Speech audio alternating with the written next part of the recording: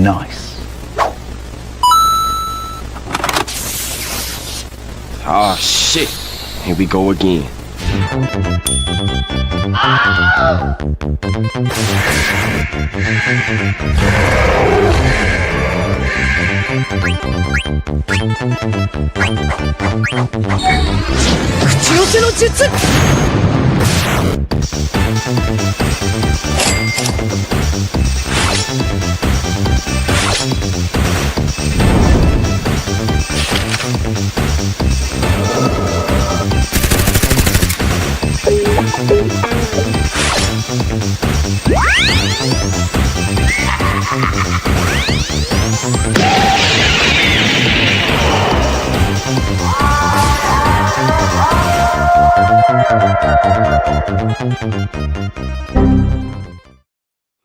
Hey, what's up, everyone? Welcome to the Timeless Gamer Show, where our games and our bodies may grow out of date, but our gaming experiences will forever remain. It's timeless, and we are now live in Facebook, YouTube, and Twitch.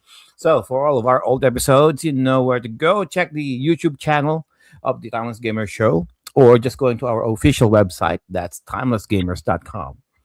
And for all of you who just wants to listen to us talk, that's okay. You can still check out Timeless Gamer Show through all of the audio platforms where you usually get your podcast. Alrighty? And for all of your suggestions, comments, inquiries, whatsoever, send them all, those messages, to timelessgamers.show@gmail.com. And previously on the Timeless Gamer Show, what we do. So we did a movie review of the 2012 Disney movie, animated Disney movie, Wreck-It Ralph, the first one. So if you're curious on our banter about that particular movie, you know where to go, you know what to do. For this episode, it's been 18 seasons already. This is the first time we're going to be doing this, the sports video games, alrighty? And this topic has been brought us by this guy over there, Sir RV. Yay! Hey. Never thought we were going to be doing this topic ever. All right, introducing the panels for tonight. Sir Marky Mark. Hi guys, welcome to TGS, Timeless Gamer Show. So I'm Adjusty of One of Quest. Today we're going to talk about sports video games. Have you played it before? Nalaro nyo ba siya? Nag-enjoy ba kayo? So, yun nga. Let's try to relax, sit back, and enjoy the show. All right, thank you for that, Sir Marky Mark. And of course, Sir JDM. Hello guys, welcome back to the Timeless Gamer Show, and today we're going to play ball with some sports games. And please don't forget to drop your favorite sports games on the chat, and we might just read it live. All right, thank you for that, Sir JDM. How about someone over there enjoying his meal of paella? I'm not sure if this is his dinner or his lunch. Sir Viraj. It's nutrition. It's delicious. Yeah, it should be a very special episode. Obviously, sports games it's a big deal. It's a big deal, and we'll definitely touch on it now. I'm surprised we haven't even done this topic before, because sports makes part of many aspects of life. So be fun to see what everyone's choices on the panel. Again, those of you watching the show in the comment section, be nice to hear your thoughts on sports games and what you think. But yeah, back to you, Joe. All right, thank you for that, Sir Viraj. And of course, returning back to the show, Miss I. Hi everyone, welcome to Timeless Gamers. Tonight we're gonna talk about sports-themed video games.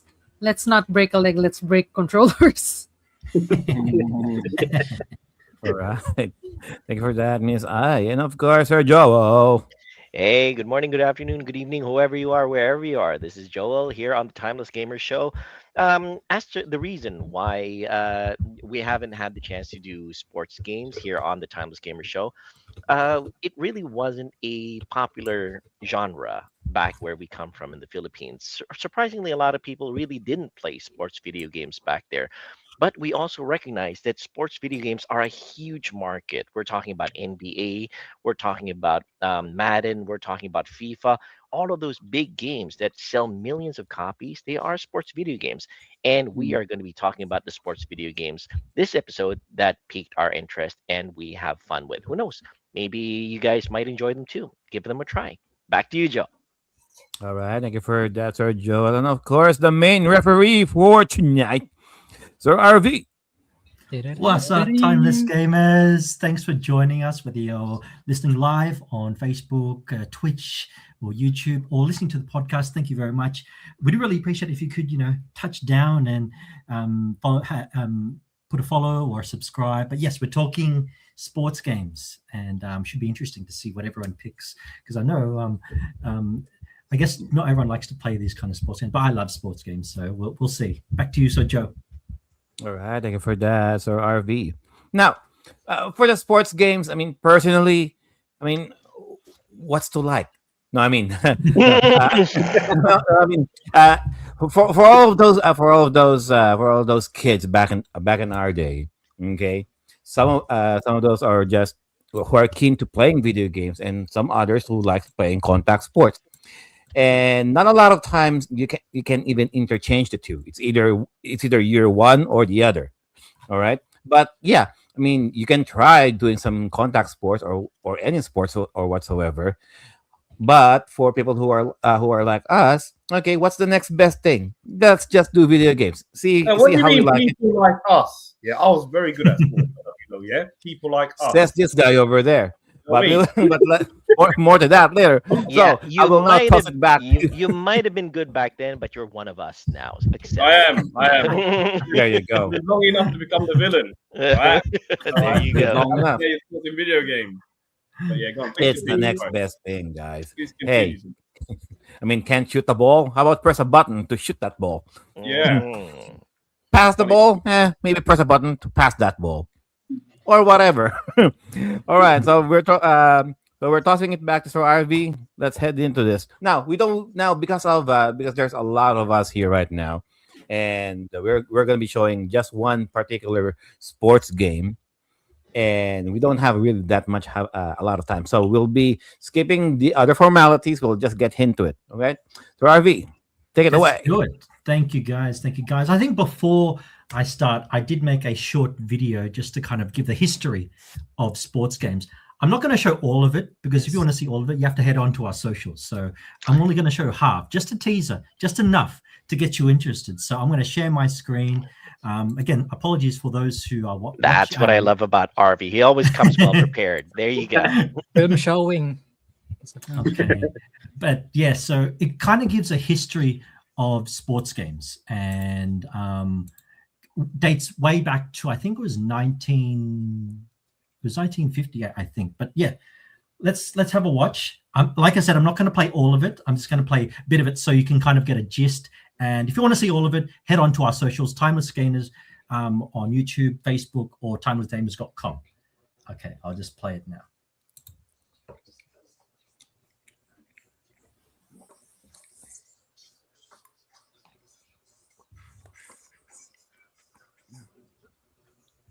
Oh, I'm not quite sure we have the volume coming in, RV. Oh, no volume? Hang on. Just and then make sure that you have. When you share volume. the screen, there's gonna be like an option there if you want to share the audio as well. All right, you might want to restart sharing it again, RV. But yeah, we'll just wait for him to load it up. But for the moment, yeah, a little bit of history, and yeah, in a way, sports have been played by humans ever since the beginning. Even the Aztecs or the Incas, if I remember correctly, had a version of football, if I remember correctly, where they would kick balls through hoops against the wall. So that's something definitely. I know one of the first video games ever made was Tennis for Two. Yes. In those big ass IBM machines back in the late 70s. Oh yeah. And then if you're gonna consider it a sport, Pong, I guess. Oh yeah. Pong is technically a sport, and I Can you see believe it now, guys? Or- we can. One moment. Let's There you see. go. All right, let's give it a try. Is the audio there? I'm not quite sure we're hearing anything just yet. No audio? Sad to say, if we can't run it with audio right now, we'll just forgo it. Oh, that's okay. I'll do the audio because I Oh, okay, perfect. narrated it. Excellent. All right, let's do it then. You still have the script. I still have the script. So, as you can see, in 1958, William Higginbotham created Tennis for Two. You're right, Joe. That was the first ever sports video game created. It was played on I think it's called oscilloscope, and you can see there there's a picture of Oscilloscope. Oscilloscope, sorry. You can see there's a picture, and you can see it playing in the background. So there. So that was it. And then 2 decades later, Atari brought out Pong in 1972. There you go. And you can see there, it's basically just tennis. So it was very popular. It made way to the arcades, where you can see now the arcades.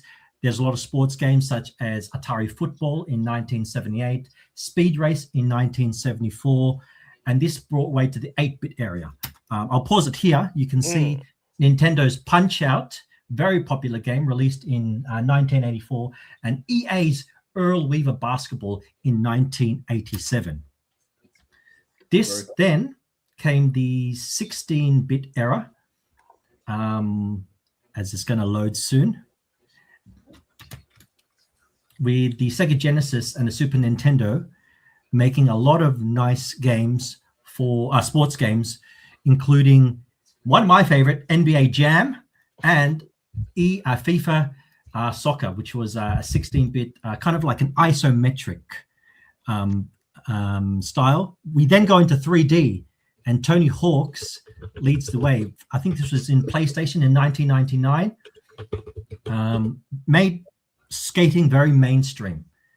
Then we go into Wii Sports, one of it's the best-selling sports game of all time. My mum loves this game. She's a bowling star, a tennis star. And then we move on to the online era, where a lot of games, even like Mario, and you can see here on the screen, Rocket League, they kind of just mimic sports games. Then we go into the current era, where current gen games are very, very close to the real thing, whereas it's very hard to tell sometimes. But what does the future hold for gaming? It's going to be very exciting to see. Again, you can watch the full video with audio on our website, so if you want to have a look there. But I'll go ahead and go into my game. So my game was Creed Rise to Glory. It's a boxing game. I played many boxing games, Fight Night, Knockout Kings, even the most recent Undisputed. But Creed is based on the Rocky, the movies, Rocky. It's played with a VR, which I have here, you can see. Nice. So you put on the VR, and it's very immersive. The only bad thing I would say about the VR is that there's a lot of cords. It takes a lot of time to set up, and it's pretty heavy. You can't see that here, but it's pretty heavy. So you can't play this game for a very long time. You also need the motion controller stick so you can punch. The PS moves, The PS moves, yes, the PS move controllers. But yeah, that's how you kind of punch. And when you're playing the game, there are buttons here where you can move forward or move back. The story is it's not long, it's only about 2 hours, but the real fun is the multiplayer, where you can go online and kind of play with other people. There you can see on the screen there. It's a lot of training. It's also very, very active. So you get a lot of workout during this. There's only 2 games that when people come over to our house, they want to play. One is Just Dance. The other one is this one. This one is, especially for Filipinos, boxing is a very, I guess, popular sport, along with basketball in the Philippines, largely due to Manny Pacquiao. So, it's a very fun game. I would like to have asked Sir One, because I know he is a PSV. If he's tried this, but I guess I want to shoot it out to you, Sir Joe. Would you ever try something like this? It may maybe not be up your alley, sports games, but would you give it a try? I guess.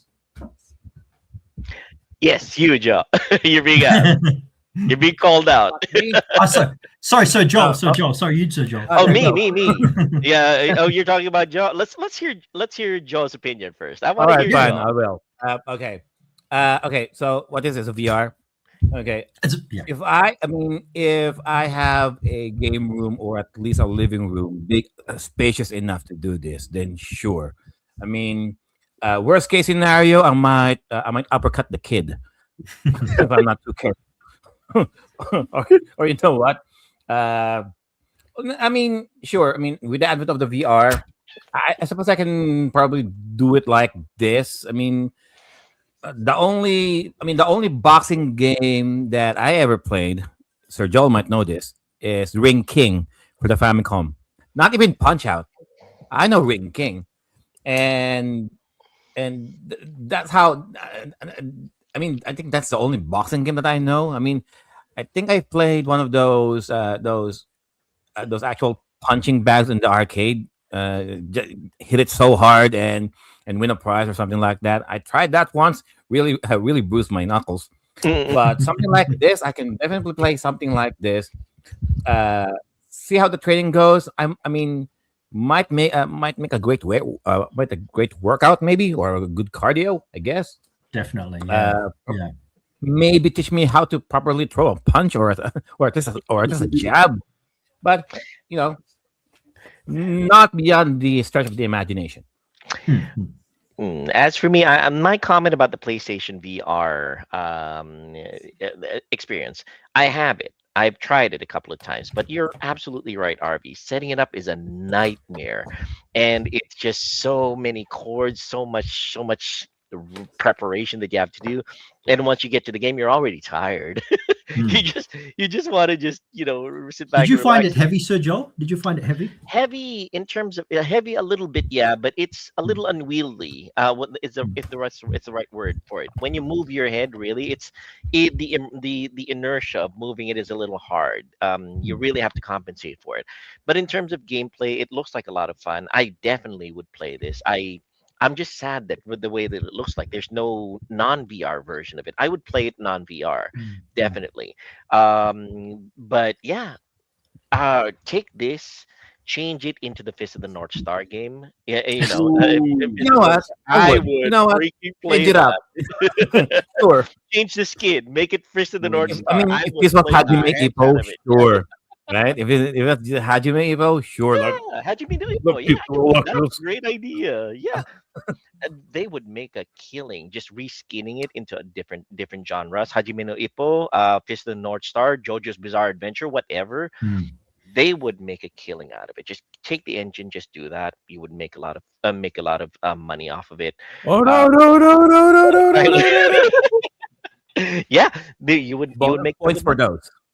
Yes, so that's my opinion. I would definitely play it, and it's just a lost opportunity that they didn't make a non-VR version of it and a multiple types of genres on it. But yes. To answer Sir John's question, thank you for Sir John for the question. This is the VR1, not the VR2. Sorry, the VR1 is. I haven't tried it, but it seems like it's less cords, which I think is better. So Viraj, do you like VR games, or have you tried VR games, or not really? They're a bit scary, mate.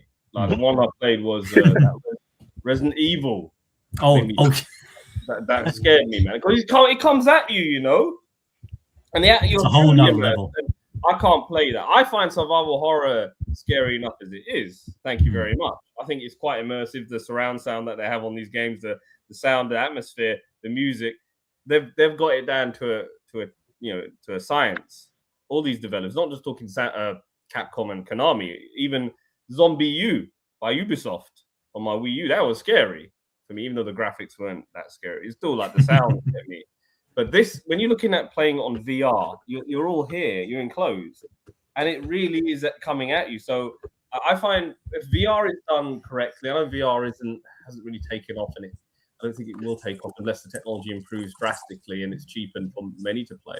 But I do think it's like it offers a different way you can play games in a true immersive style. And I think what you presented here is something that's very immersive, because boxing, you know, and if you look at from the video showing you how this game is played, like you're there, you know, you want to, some of their faces you want to punch anyway. Look at them, man. They ask you to get beaten. So, you know, you really want to get into it. So I think it is actually a very, very good idea when it comes to games like this, playing in the first person. And that's the key thing with VR. If you're playing in the first person shooters, survival horror games, this sort of thing where, you know, boxing is a first person sport and you're going into it, I think that there's something really interesting about this kind of game. I've not played much VR other than Resident Evil. Resident Evil scared me too much, man.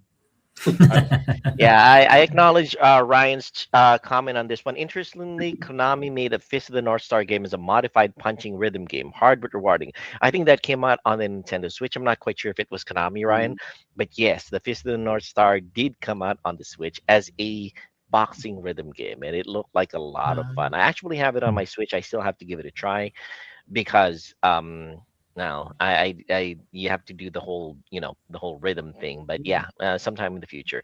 But yes, good call, Ryan. I like that one. Thank you, Sir Ryan. John mentioned if I was scared of heights, try.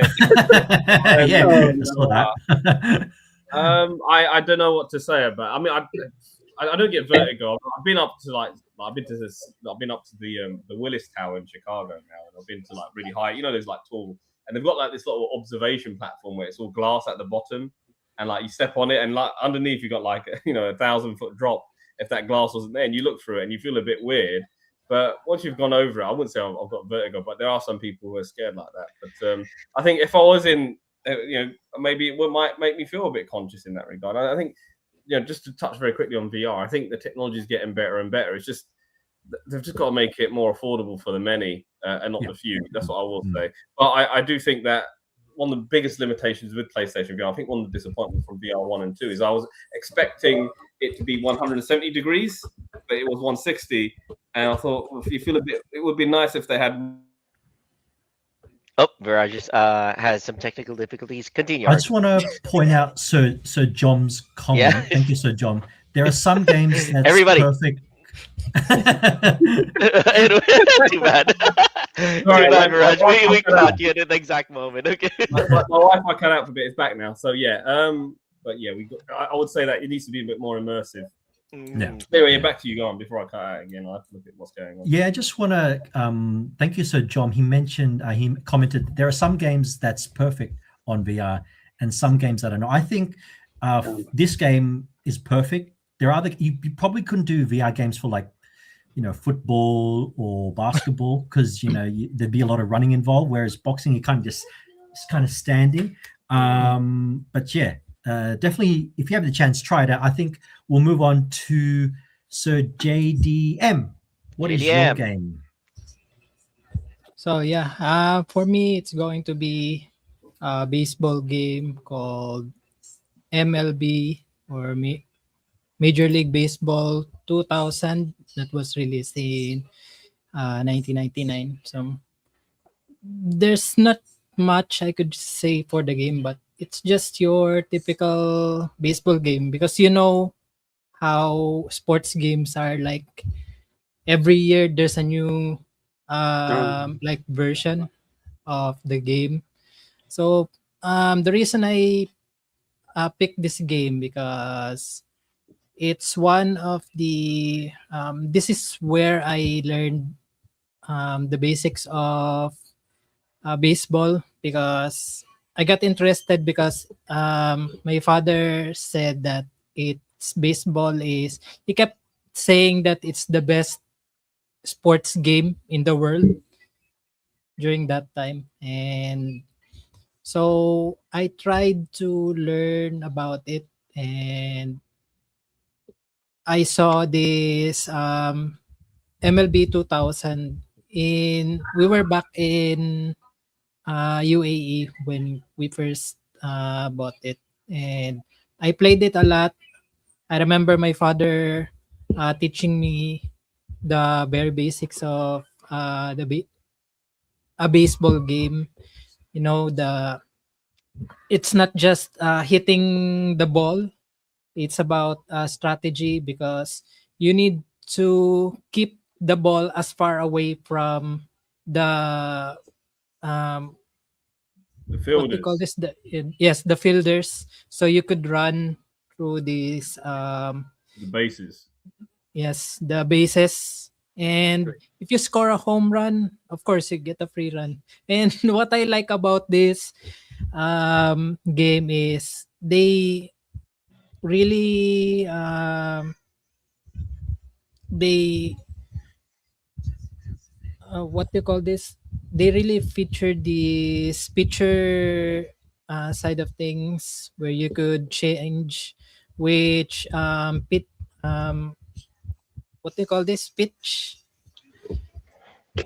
You could do the fastball, you could also do the curve.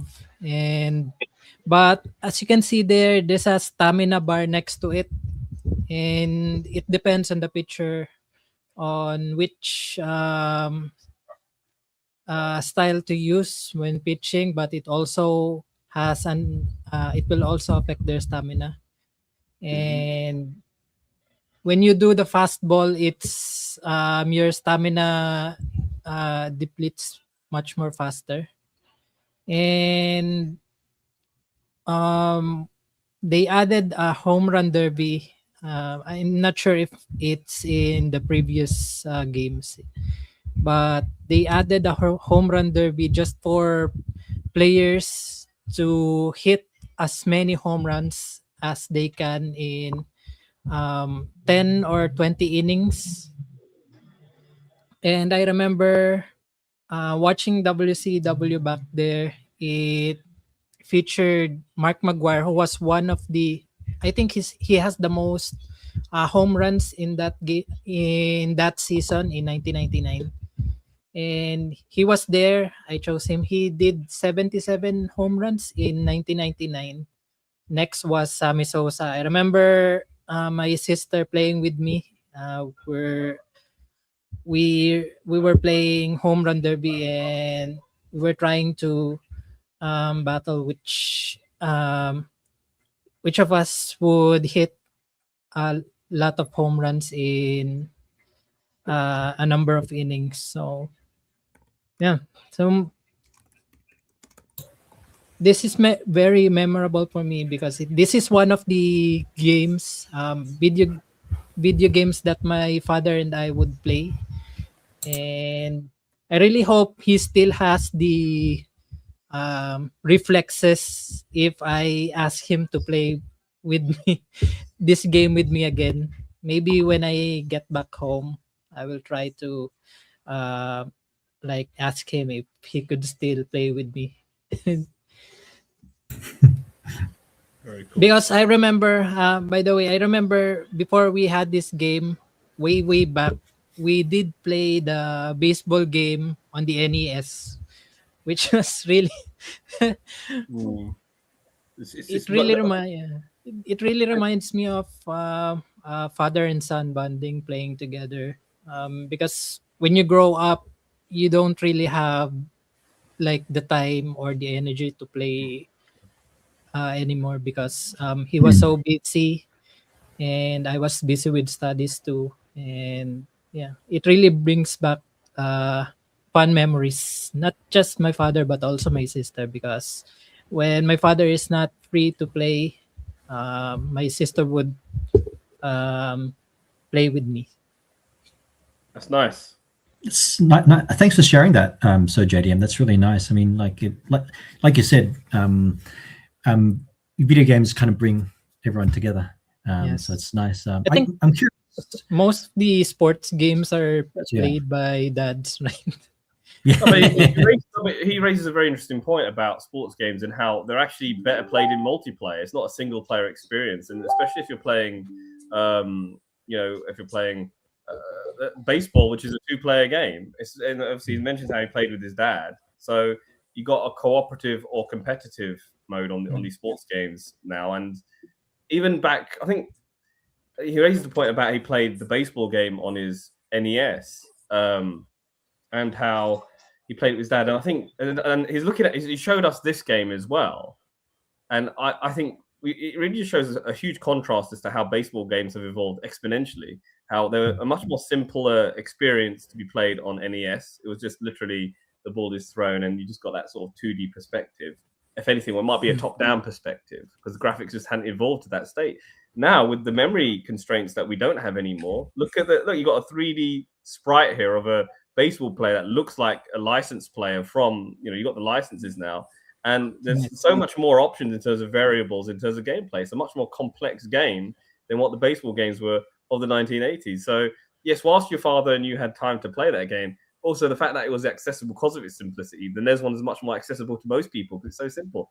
This, I would say, is a bit more complex. After you've done picking what players you want to be, what stats you want to do, then you get the game. I think that's a bit long in the tooth for people now, but if you're an enthusiast, you can definitely appreciate this kind of game. I think that's the case for a lot of sports games now that have gone when the fifth generation began and onwards when games became 3D. But wonderful pick, and it's a wonderful story because it's lovely to have a bonding with your family through video games, and sports games definitely is a way forward. So it's wonderful. Thank you. And aside from this game, runner-ups are going to be Ten Pinali. I don't know if you have played that games. That's a bowling game.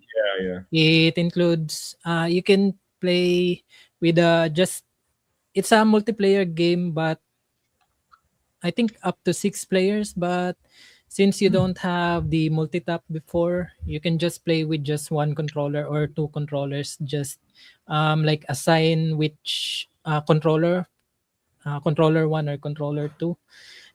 That's really that's like a parody bowling game. And I also remember playing I forgot. We played a lot of sports games, and you really love to play sports games when using the PS1 because of the multi-tap adapter, because you could play as many players as you can. Those are the really good times that we had. Really good family bonding when you have these sports games. Baron Yoroika About, says it's fun playing baseball in real life too. I have never actually played baseball. If you can hit the ball, it's fun. If you can't miss it and you're out, that's it. Sorry, Joe. How about the others? Any experience with baseball, video game, or the actual sport at all? Well, in the UK, we play something called rounders, which is like our version of baseball, which is nothing compared to real baseball. But baseball is a tricky sport. Like, I can't hit a ball, man. I can't do it. With cricket, I can hit a ball, but a ball, it's so fast. The way they throw the ball is so fast, and you got this stick. I'm like, game over for me. You need a lot of skill for that. You know what I mean? So, mad respect for those who can play this sport. I can appreciate it for what it is, but it's not sort of thing, really. How about Sir Marky or Miss I? Anything at all? Baseball. Actually, I played baseball before since first year high school at our field. So it's like our recess game. It's like Sir Viraj mentioned earlier. It's really hard to hit that ball. It really is. Okay, so it's like from a ratio of 10, I can only hit like 2. That's so I'm like, I'm like, I will just be the catcher at the back, okay? So I don't care about that. I'll be just the catcher at the back. So you guys play, I'll just be here. That's it. Man, with me, it's a case of you throw the ball, it misses. Miss I. And for me, we did study baseball in PE class in high school, but we didn't have the equipment. So our PE teacher got creative. What we did was we were using volleyball. And we extended our arms. We extended one arm, and Okay. when the pitcher threw the volleyball, we used our arm like a lever and hit the volleyball. That's cheating, though. I mean, the volleyball's this big. Surely you can hit that ball. That's my kind of baseball. I like that, man. This is good. You know, Volley baseball. Valley baseball. And I think Baseball. even the teacher called it like softball. I think it was we were playing softball because it's similar, right? But we didn't really have the equipment in our school, so our teacher used their imagination. So props to her. It was fun anyway. That's good. I'm not sure with Sergio because yeah, just like Sir Viraj mentioned, the first baseball game I ever played was a baseball on the Famicom. Yeah. You know the one. If you're the pitcher, if you Yeah. press and hold left or right button on the D-pad, sometimes it will curve the ball. Or some, or if you're the one, if you're the batter, if you press or hold left or right on the on the D-pad, it will move your character a little bit, screw a little bit more to the left, screw a bit more to the right, and hopefully you'll hit the ball. Or what I usually do, I just press the A button a little bit so that my It'll bunt. bat is like this. Yes, it So- bunts. There you go. I mean, It's- it will hit the ball. I'm not gonna swing, just stationary like this, and then hopefully it will hit the ball. It's called a bunt, right? It's I mean, it's you know what? Like baseball, when you're looking at a top-down perspective, is so much easier to play than something like this or in real life. And baseball games now are more simulating real life, which is why I probably suck at the newer baseball games and don't have the patience for them. Where is that the last baseball game I played was on my Wii U, and it was called Tabletop Baseball. It was part of the We Play package. It was like a tabletop baseball game. It's a lot of fun actually, and you just play it with the Wii U pad. It's a lot of fun, but it's top down. And it's like, okay, I'll spring it like that, and that's it. But something like this is a bit too difficult for me. Well, in my case, I did play a little bit of the modern baseball games. If I remember correctly, it was MLB on the PlayStation 4, and it's a lot of fun actually. Surprisingly, it does simulate the actual experience, but the most fun I had was not on an actual baseball game. It was in the Yakuza games where you would play baseball in the enclosed Batting space cages. where they would The batting cages. where you would just hit the balls in the batting cages. That was a lot of fun. I had a Was lot a of lot fun of with fun. that because I don't have to Game. worry about I don't have to worry about the pitching or whatever. I just had to worry about hitting the ball towards the correct target. So it was good. It was fun. But yeah, baseball itself is a little hard. It was a little hard to comprehend for us in the Philippines because it wasn't really a thing where we were. Our major sports were basketball, boxing, and the occasional street fights where you'd find your classmates beating each other up in the back That's not alley. called blood sport, but we don't call it blood sport. Yeah, there you go. But That's yes, cool. baseball as a game, it seems like a lot of fun. The few times that I played it. So yeah, good call, JDM. Thank you, Sir. Joe. Just like Miss I did play softball back in college. In college, in our college, I'm not sure with everyone else. How sometimes we have an elective during our first year, so you got to choose one sport to do. I chose softball, and for the life of me, just like you guys mentioned, it's really hard to hit the ball. So best thing I can do, I just toss the ball up in the air, and hopefully I can hit it. And a lot of times, I can hit it. I mean, hitting the ball for the first time, a couple of times, 3 times, it's very exciting. Right. I mean, only if you're the one throwing it to yourself. If it toss it up in the air, see if it lands, boom, and hopefully no one gets hit in the head. I did remember one time. So I was playing with the ball and the bat. I was able to hit it. Made a good on the left field all the way up, and then for some reason it did landed on my history teacher's head, and it's not like I saw it's not like I saw the ball actually hitting her in the head, but I know the trajectory and it's coming right at her. So what I did, You turn around. I turned around, I turned my can't- ass around, turned my ass around, bent down, and pretended I was tying my shoelaces. Yeah. Oh yeah. But then again, I was holding the bat. No, I was holding the bat. And I was like, oh, fuck. Evidence is there. It's game over, man. So I quickly took my bag and then put my bag over the bat. So just You're to gonna hide the down- evidence. Didn't Then stop you walk from away. getting downrated. Casually, just walk away. Yeah. Anyways, You went from getting an A to an A minus in history. Wonderful.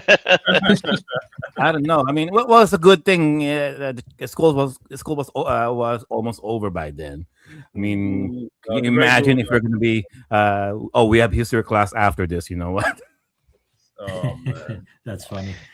Thank you, Sir JDM. Great pick, by the way. Moving on, we'll go on to Miss I. I believe you. Is it? Yeah, dodgeball she you has chose? she has her sport displayed as her Nice. backdrop. Yeah. Nice. This Let's is- hear it. Dodgeball. So my game of choice is Super Dodgeball Advance on the Game Boy Advance that was released in 2001. I'm actually surprised it's made by Atlas and Ubisoft. I did not know they made a collaboration like this. Atlas, quality game makers. Yes, absolutely. And just a little Ubisoft. anecdote. Yes, was it Sir JDM who wanted to say From something? Atlas, great. Ubisoft, I don't know. Yeah. they were great before, but Actually, the developers is Mill and Co. But Atlas published it in America Yes. because they had the publishing branch in America. In Europe, we had Ubisoft because Atlas didn't have much of a publishing branch here. But please continue, Miss Mhm. Oh, thank you for that. I. I was confused because Atlas and Ubisoft, how did they collaborate? Anyway, just a little anecdote because I think some 2 years ago, ROI, Timeless Gamers ROI had an event in Green Hills. So there was this booth that was selling Game Boy Advance cartridges. I was surprised to see this game being sold by one of the one of the sellers there. Game killer. And I was, because my budget was limited, I was thinking about it. I thought about it and went around the area. When I got back, it was already sold. I missed it. So my only experience with this game is through an emulator, and that was a missed opportunity when I did not get to purchase an You original. could have told us. No, you could have told us. You could have told me or Sir Joel. We could have spotted the money. Even pay if with it's thanks for that. But too bad somebody bought it before me. It was like 2-minute difference. It was gone. Anyway, my experience, my experience with this was endless fun on the computer because I used an emulator again. It's a simple game if you have the cartridge. It's something you can play on the go. As you can see on the preview there, for those watching on our podcast, it is a cute anime style, and there are actually 3 versions of the not version, but you can play championship, exhibition, and versus. So you can actually play this game with your friend. GBA have game links, right? They do, like the original Game Boy. So you can play against a friend, maybe fight over it, destroy friendships. So you get to play as the heroes team in this game. It's just one team you could play as, but you have different opponents from different countries.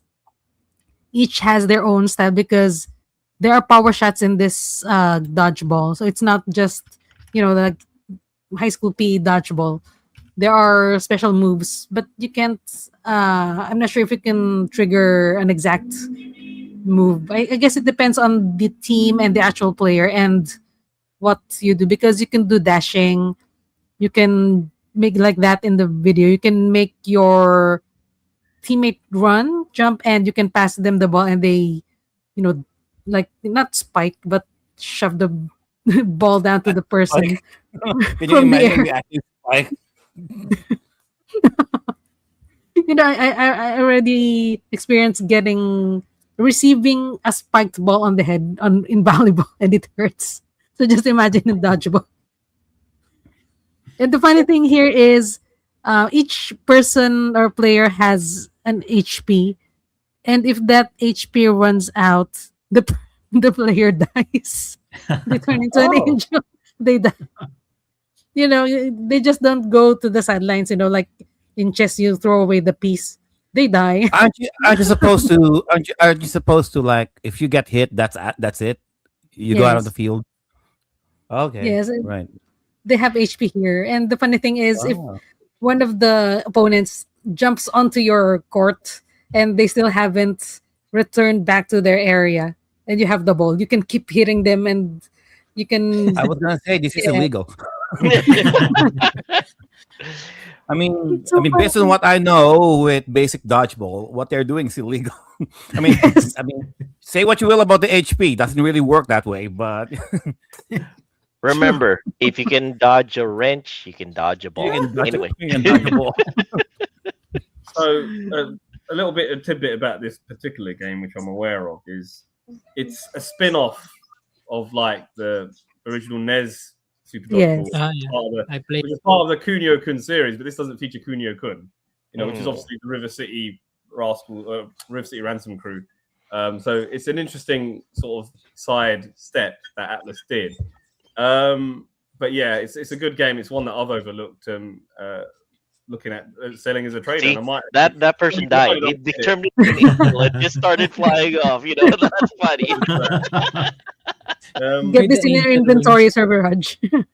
So yeah, I have to give that one a go at some point. I'll definitely have to acquire this one because it's a game that totally. It's one of those games you remember when it came out and you totally forget about it because there's so many other games. But this is actually a really good game for what it was. And whilst the critics will criticize it, I think I remember playing it years like back then when I was in my 20s. But I never really got it, and I kind of think, you know what, this is one I missed out on. So I'm definitely gonna, on your recommendation, I'll give this one a go myself. So yeah, good chat, Miss I. A corollary, I want to acknowledge Baruna Royka in the chats here. He says, no one likes Mario Hoops, Magical Basketball. It's a collaboration with Yeah. Square. There It you is go. It's called Mario It Hoops. had a different name. Yeah, it was a DS game and a Yes. different name in Europe. But it was called 3-on-3. And I have sold it at one of my markets actually. And yeah, you're right. There are Square characters in this game, but the problem is, I think with Nintendo DS as a format, there are so many great games. Games like the name that you just mentioned just go under the radar. Same with this game. There's so many other cool games, but sadly, the market is so saturated in this area and that area, and you've only got so much money. Would you rather buy this game, or are you going to buy the next Mario game or the next Pokemon game? You've only got so much money. So I think games like this might have gone under the radar, but they're still good games. That's what the R4 is for. Anyway. That's it. Question for Miss I. In this game, I mean, is it just the horizontal? I mean, do you have like a first-person camera angle in this? It's a Game Boy Advance. What do you think? Just like the No, I mean, why it's not? all No, come on, don't be silly. Come on, you're being silly. Nah, No, nah. it's not being silly. Yeah. Silly. I mean, the first Game Boy person. I Advance mean, is fundamentally like a scissors you're, in your I mean, hand. hey, if you're actually doing like dodgeball, like you really want to see if you really are hitting the players on the right angle. That's why you do it first person. Hey, this is Same right, thing so if you're dodging, right? You want to see where the ball is coming at you. video, you can clearly see from the video it's a 2D game, and you're asking silly questions like this. Oh, No, I mean, was there an option? Was there an option to do it like that? you think that Which- you think that Game Boy Advance is capable of such mastery? No. Which brings up the question: has there ever been a first-person volleyball type of game? I'm curious. Anyway, so yeah, that would be fun. All right, continue, Miss I. So difficulty wise, I found it quite easy, the first stages of the championship, even until you finish the championship. But then when you get to the dream team, that's where the actual challenge starts. So this is providing the player, the gamers, it can either be a quick game or hours of fun, depending on how much you enjoy the game. Maybe you could also say one more game, because the championship there are 10 teams total, and you get up through the ranks if you defeat the better team. So you start with 10. Because I ain't got no time for all the 9 teams. I went straight to Anyone the got first. time for that? I went straight first to the first team, the first ranking team. So maybe I'm not sure how they do the scoring, because after a battle you get some statistics, some reports. So I had to defeat the first ranking team like twice or thrice, so I could become top 1. So you can skip the other 9 teams, the other 8 teams, if you ain't got no time to play. So I hope others could try this game, because it's really silly fun, because the animation is funny and it's amusing to find This them is it. So die. this is what I liked about the sort of Kunio-kun sort of style. Like the animation's funny, and they've got all these sort of like comical expressions. And as a spin-off, at least it contains that aspect of it in spirit in terms of the art style. So I think there's a charm that this game has in that respect, and I can see that now just looking at it. I know me and Sir Joel experienced this when we were kids. So, quick question to Sir JDM and Sir Marky Mark, and maybe Sir RV. Did you ever play like street dodgeball back when you were kids? Nope. Elementary days. Yeah. I remember elementary. playing something like that. It's like You know that plastic ball? Red Bull. I don't Sometimes remember red, playing sometimes yellow, sometimes green, sometimes blue. dodgeball. I remember playing something like a dodgeball that was it's played like baseball where the pitcher would That's roll the ball kickball. towards you, then yeah, Yeah, that's kickball. I remember that. Well, there would be tumbang preso where if somebody got angry, they would just throw the chinelas at you already. You know, once you guys got pick on. But yeah, there were those moments. Yeah. I remember playing dodgeball in a video game in Bully. They have this dodgeball in Bulwark Bulwark Oh yeah. That's right. University, right? That's true. You could play dodgeball with the jocks, I guess. Mm. Then you can do like a power move. Yeah, I mean, pretty much the same thing like street dodgeball back in our days, Sir Joel. Like Mm, 5-on-5 Mhm. max. So they get a turn, we get a turn. Say, I mean, I think our rules were modified because there was a time when, because in normal dodgeball rules, if you catch the ball, Mhm. I mean, it's your turn. You have It's your turn to throw. Exactly. But in our version, regardless whether you catch the ball or not, you're still out. The moment it hits you, you're out, Yes. whether you catch it or not. Pretty much, yeah. And of course, further modification of it is as long as you don't bleed, you're still in. You know. You're still in. As long as you're still able to dodge, you're still in. But yeah, there was that moment. As long as it doesn't matter if you catch it, as long as you get touched, you're out. That's it. That's one of the street rules of street Yeah. dodgeball. Yeah. Street dodgeball. How about you, Sir Marky? Anything similar to that one? Not even in high school, college, No. The last time I played or high school dodgeball against our was- high school.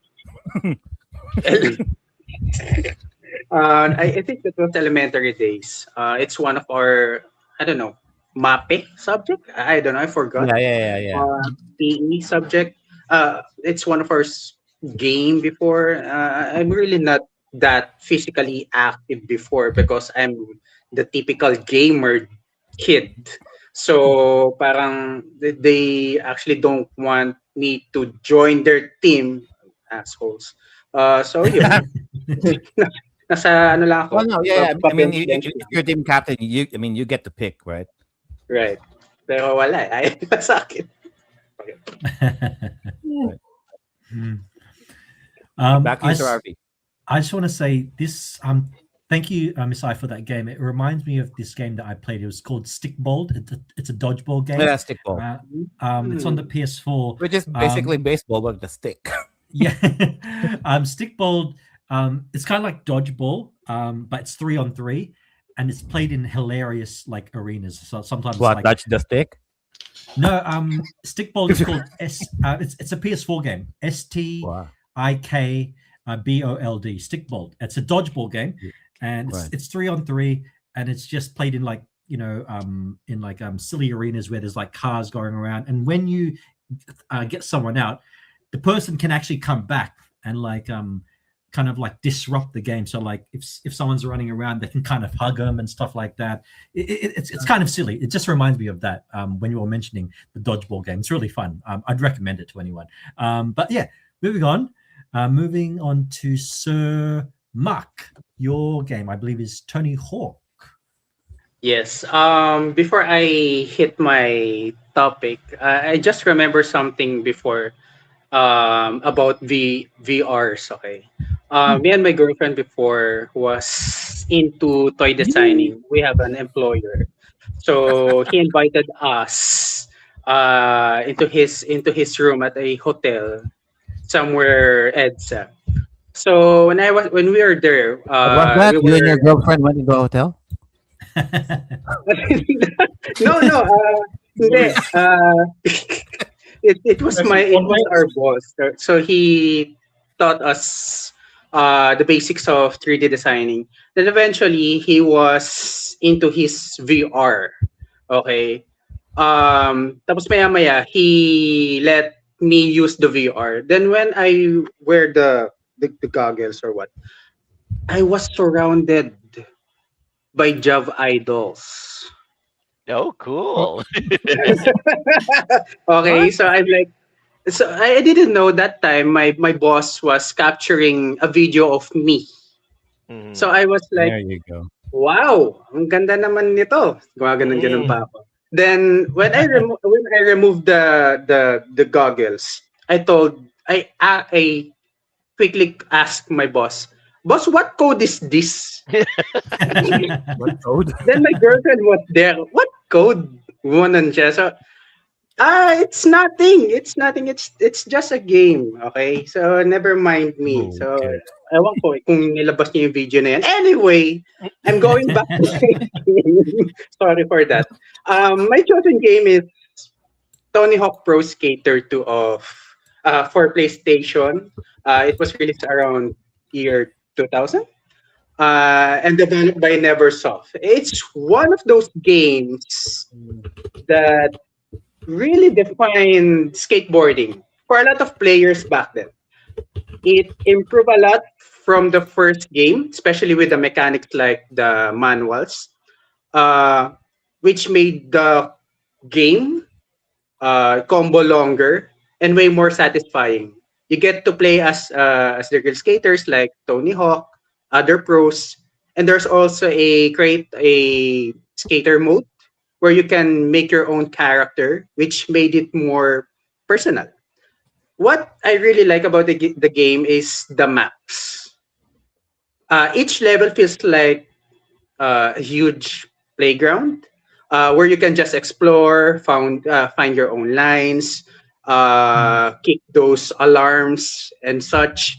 You got places like the school, the what they call the first place, the hangar, uh, the New York, and in the New York map, you when you're skating around the city, there's this train racks running through it, and sometimes a train suddenly passes by and hits you. As for me, as a perspective of a kid, uh, it was fun getting hit by a train. Uh, the game is the game. Oh, sure. That's It of sounded course. wrong. The game is all about chaining tricks, grinds, the flips, the manuals, and trying not to mess up because once you lose balance, your whole combo is gone. That's it. What That's what makes it exciting and a bit stressful at the same time.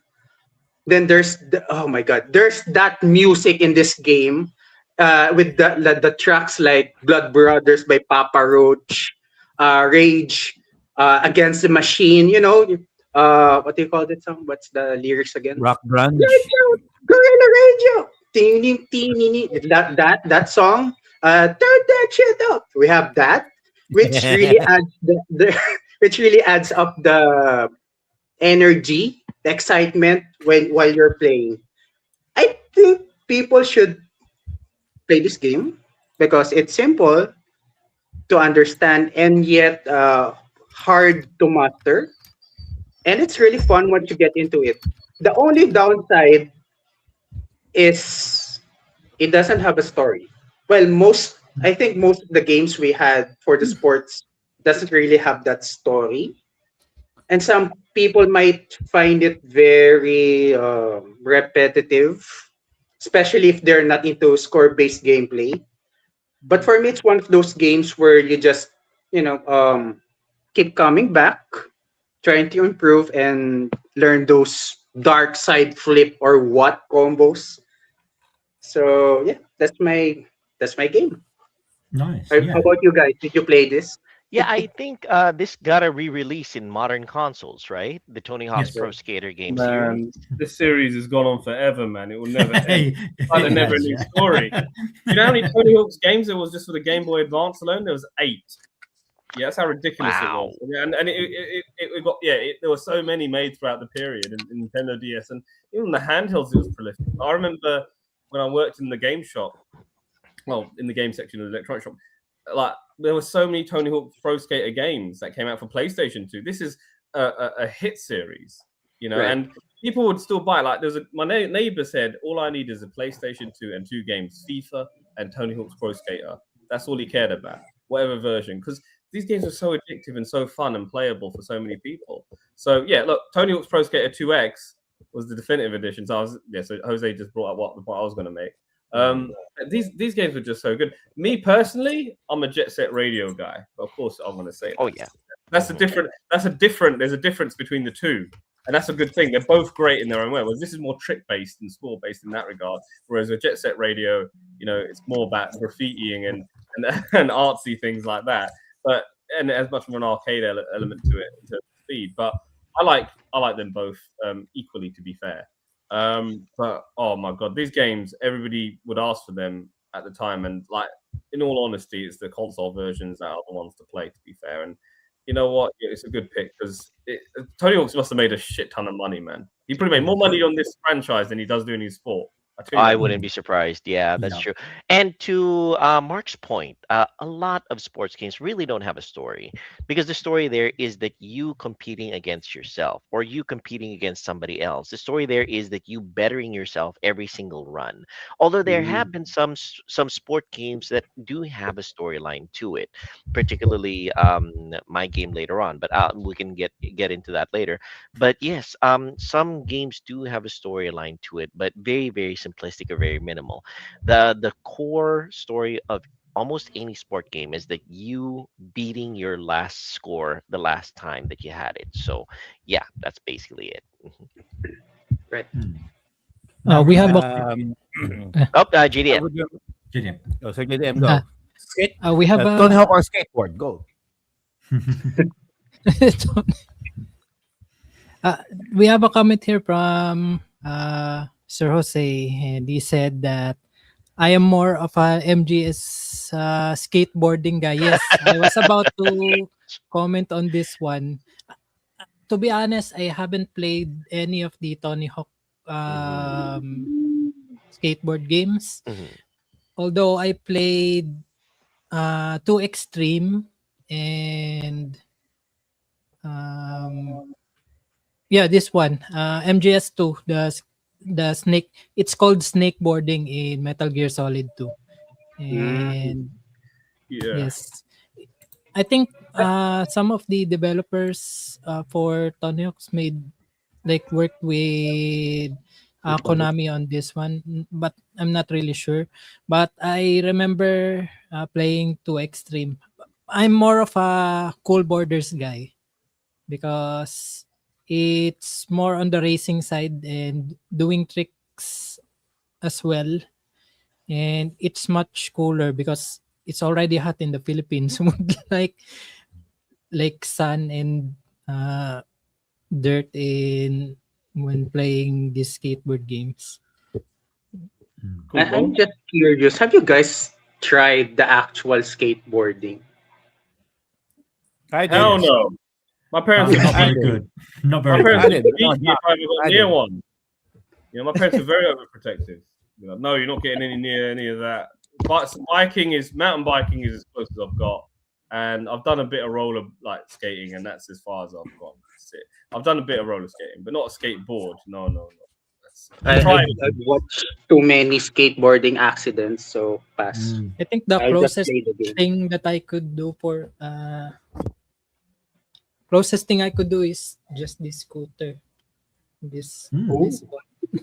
I still have this from 14 What is years that? ago. What is it? Oh, you see those at It's a kick skate scooter. parks. Yeah, scooters. Oh, yeah. yeah. I see them. Just fold it up. Yeah. Yes. As it turns out, I just had a look. Tony Hawk's Underground has a story mode. Tony Hawk's Yeah, Underground on the Underground PS2. series. That's And it. There American you go. Wasteland. American Wasteland is the other one that was a spin-off. Oh, Yeah. also, by the way, it's this game, right? Where you can hack your PS1. I don't Yeah. know about Is that this, one. is this the So one? yeah, I It's was called. going to say, Yeah. back when I was a kid, I tried to convince my dad to buy me either to buy me a skateboard or a Superion combiner transformer. Yeah, yeah. At the time, it was 500 pesos. But my dad says you can only get either one, either a skateboard or the Superion transformer. You would think a kid like me would get a Superion, the 5-in-1 combiner, but no, my dumbass chose the skateboard instead. Why? Because watching Denver, the Last Dinosaur, back in the back in the early 90s. And yeah, okay, I know that. Yeah, because you know those teenagers, either they were riding their bikes or their skateboards, right? And I wanted a skateboard, right? So my dad bought me a skateboard instead, and I tried it, but and I vividly remember this, that damn thing keeps veering to the left. So every time I hop on it, okay, I do my backpedaling all the way from one end of the block to the all the way to the end. It keeps veering to the left for some reason, Yeah. and I didn't even bother asking for one of the adults to maybe fix the alignment of the wheel, maybe just get the screwdriver and fix it. Maybe no. So after like maybe a week of trying that thing, yeah, that's set. That second back in the garage. That's there. I mean, So the reason I know why that watching happens. I know that happens. yeah, The but problem you had was yeah, because but I you was able to I was able to enjoy the thing for at least a week. I tried standing on it. I tried or you one of those things that one of those stupid things that kids back in the day. So I tried to lay flat on the skateboard, tie that thing right next to the car bender, and and then when the car goes, and then I'll try to wave board it just to see, and then when it stops, yeah. it's dumb, it's stupid, but it was fun back in the day. You know. Yeah, I never would try because I knew it's as Ryan did point out in the chats, skateboarding has more chance of an injury compared to rollerblade because your entire body is exposed to injury, and with the number of videos that I've seen on fail blog of people crushing their nuts while they're riding something. America's home video. No What way you get am I from going to Jackass. do that. No. What if you have some No. jackass and you're done? You know? Yeah, you are The reason basically ending your Oh. bloodline, making one bad mistake. But You know? the reason your skateboard would wear to the left is because what the problem you had was your weight was probably more on one other side, and that's probably why it went to the left. You know, because you were weighted on a certain Probably. side. And that's I what only made did it, but yeah, I only did it because Yeah. Ricky was right. I only did it Yeah. because I saw Marty McFly did it. Yes, exactly. The Mhm. hoverboard Back in the is future. the coolest That's a thing, hoverboard, not a honestly, bloody yes. skateboard. Yeah, but No, but still, still, it's the you next know, best thing, right? you can It would imagine be the coolest yourself thing on a ever. hoverboard, and that was the coolest That's thing. Good call, Riku. Good call. But to answer Ricky's question, no, it was not worth it. I should have gone to the Superior toy. You know what? Some other kid bought the damn thing. I'm like, oh shit, it's too late to return this shit. Anyway, That's too bad. I will get my Superior toy. Okay, Yes, eventually. I mean, eventually. I can afford it now, but I mean, just like the Megador, it's just sitting right there. Hey, wait for it. There's going to be a release soon. I wouldn't be surprised. They're re-releasing a lot of Transformers toys in better form. Trust me on this one, and it's worth it. All right, good call, Mark. Nice. Thank you nice so choice, much. Gabe. I just want to shout out to Sir Jom. He said this is one of those games that doesn't have a story, but you can easily spend hours just skating around, which I did a lot in these games. And yes, Sir Ray, he said Back to the Future influence with me skateboard. I imagine it's a hoverboard though. But yeah, no, very good. Thank you, Sir Mark. We'll move on to Sir Viraj. Your game. I need to interject. Another story-based video game is touching on RB's RB's choice. Fight Night Champion. Really Nice. good storyline on that one. And it's a boxing game. So if you're at all interested in the storyline with your video game, go try out Fight Night Champion. It's on Game Pass right now. Part of the EA Classics. You might want to give it a shot. Anyway, Oh, on to nice. Garage. Thank you, Sir Joel. All right. So the game I've chosen, we're going back in time to 1992 on the Sega Genesis Mega Drive system. So the game in question is called Jennifer Capriati Tennis, or as we knew it in the United Kingdom as Grand Slam Tennis, the tennis tournament. It's also known in Japan as Grand Slam, the tennis tournament 92. Obviously, because of licensing, they got Jennifer Capriati's name in the American release for obvious reasons. Obviously, the licensing extend to Europe because obviously maybe they didn't want to pay for the license, and people here probably didn't think Jennifer Capriati was that big of a star. So the game was developed by Telenet Japan, and it was published by Renovation Product. But it's, System Seicom, part of Telenet Japan, developed this game. So very much a Japanese in-house project. And there you go. You can see the game playing there. Very simple. I say very simple, but it was a step up from like games you'd play on the NES or Master System, where you had 2 input buttons, which allows you to say lob the ball and just pass it back over. But now you can do a much more powerful lob, as well as a throwback shot and a backhand or whatever it is. And you can also dive for the ball as well by pressing left and right and jumping to C. So fundamentally, you have a lot more input options when you have a 3-button controller than you had with a 2-button controller. So there is a step up in terms of how the gameplay would be with tennis games traditionally at that point. Excuse me. So you have that. Now, what's interesting about this tennis game is, okay, you got exhibition mode, you can play 2-player, of course. And my family and I played a lot of 2-player. You could do little tournaments with circuits, and you can have your own character. You can sort of input your name in and create things like that. You can even choose what race you want to be, from white, black, or Asian. So it's nice that Asians were included in this. So you had a bit of configuration here. And you had 3 different courts. You got clay, which is obviously the Australian Open. You got obviously hard, which is the US Open, and obviously lawn, which is the Wimbledon. So you have that. Obviously, because of licensing, they couldn't use other names. And what I found really interesting is, like, you have Jennifer Capriati's name was there as a female player, because you got male players. And what's really interesting is you got like Agassi, but it's Agassi because you can see his face, but it says Argus. And it beat Sampras, but it says Supras. They couldn't put the whole thing in there. He knew who they were trying to do and made up character. We could use it. So they couldn't have all the license. That's the way they sort of got around it. That's funny. It is funny.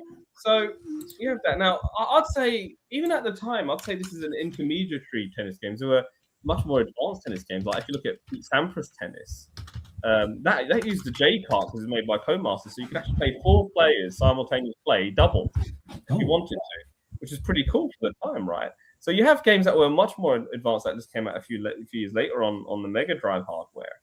And even on the Super Nintendo equivalent, you had games that utilized Mode 7 graphics, where you'd have that sort of first-person look, well, I say third-person look, where you're behind the player, and the court would move with them, and the camera would move as well, where you hit him back, and then you move. So you have a much more immersion with some of the games that I had on Super Nintendo. But I feel that the simplicity of this game makes it stand out. I think it's actually at the correct angle, so you have a consistency, and because there's less variation in the whole jankiness of moving it around with the Super Nintendo equivalent of this, because Telenet made a tennis game on the Super Nintendo which did have which did utilize the Mode 7 graphics and move it around, but I just felt that to be a bit nauseating to play. This is a much more simpler, easy way to play tennis, which offers different variations of skill, because you can play in different modes. You've got different skill levels. You've got different speeds you can play it at. So you have the variation you need, and it's not easy. This is actually a very tricky, challenging tennis game. In fact, most tennis games are quite difficult when you're playing against a computer. You have to make sure you're pressing the right button, making sure you're using the right. And it's split second. You've got split seconds to actually make the decision. Do you want to lob the ball over? Do you want to pass? Do you want to backhand? Do you want to sort of just nip it over? So because you have all those options, you have to be very quick at making sure you make the right one. Because if you just lob it over the net and the player's there and he's at an advantage position where he can just whack it down, you've lost that point. So it very much is realistic in terms of the strategy of what tennis is. Make sure you're in the right position, making sure you're using the right shots to push it over. So I like that. So yeah, you got obviously a tournament mode, exhibition mode, you got practice mode on there as well, as you would expect on tennis games. I think the graphics for their time, they've got that sort of like standard, Japanese-ish small iconography, small sprite that you had on this thing. But I think it's generally a very good, fun game. That's really what I have to say on it. Really, in terms of Grand Slam tennis, it's definitely one to check out on Mega Drive. I mean, or Jennifer Capriati tennis if you want to be American about it. But it's the same game fundamentally. It's definitely something that you should give a go. I would say it's not, like I say, the best tennis game in the world. There's so many better ones. I think we just talked about Virtua Tennis before we even started airing about tennis games, and that's like probably the king of all tennis games now that Sega have themselves done in house. But this is one that was, I think, a game changer in the sense that when you're looking at something 8-bit and moving to 16-bit, and before games went 3D, and that's when tennis really did take off as a sports franchise. I think this was a good stepping stone. Yeah, nice. Thanks, Sir Raj. Great choice. I love tennis. There's a comment from Sir John. Where was it? It's it's saying, here it is. Viraj's chosen game makes sense as a Brit. I mean, what I will say is the British is like, look, the British are very good at inventing sports. I don't think they're very good at playing them. Very good at, like, we don't win at cricket anymore. Tennis, we might have invented, and obviously tennis is a big thing. We have Wimbledon here, but again, when was the last? I think, we've had one champion, and that was Andy Murray recently, and he's Scottish for crying out loud. But anyway, he's Britain, but he won, which is great, and he won the Olympic gold as well for us recently. But otherwise, England, well, this country doesn't particularly do well. And we had that. What's her name? Raducanu. Okay, so she won the US Open some years ago. So okay, maybe British tennis is on the way up, but I think generally speaking, let's be honest, you got the greats. Like, who are we talking about? You got Djokovic. He's the greatest now, and before that you had Nadal, Federer. Nadal, Federer, great champions. Even before you had McEnroe. It was in the causing problems. I want to ask people in our group, has anyone here played tennis before? Or it doesn't have to be like the game, but like anyone tennis? Yeah. It's a hard game to play, to get grips with, because I played the next best thing, which is badminton. Same. Oh yeah, badminton was huge. Yeah. I played this was like during our senior year in high school. Not a lot of classes anymore. I mean, they've already tallied all of the grades, so we were just there for attendance, right? So most of the time we were just playing sports and whatever. And then one of my classmates says, "Okay, let's just play badminton," right? So I mean, some of us even bought our own rackets for the badminton, and we just play on the field, and it's a lot lighter compared to tennis. Oh yeah. I mean, the rackets is lighter, even the ball, sure, because in badminton you got the shuttlecock, of course, but with the tennis, a little bit, a lot more heavier. You need a lot more strength and stamina to play tennis compared to badminton. Yes. Looking at the game footage now, because Sir Joel, and I know Miss I knows this because she just streamed this. She streamed this game like last night. Compared to this one, with the Famicom tennis, compared to this one, I think the tennis in the Famicom, the court is a bit bigger compared to this one. Because looking at the Mega Drive footage right now, I'm like, why is the court so small? I have to admit, it does seem a little bit cramped compared to the other tennis video games out there that we've seen. Yeah, I think it's trying to go for an angle. You Oh, know. could be. Yeah, that's true. Maybe it's the angle that we're seeing it. Possibly. That's true. That's true. Oh, and you might like this, Joe. Something that might prompt you to go into Steam. There is a game there called Pure Badminton. You might want to give that a try. If you wanted a badminton video game.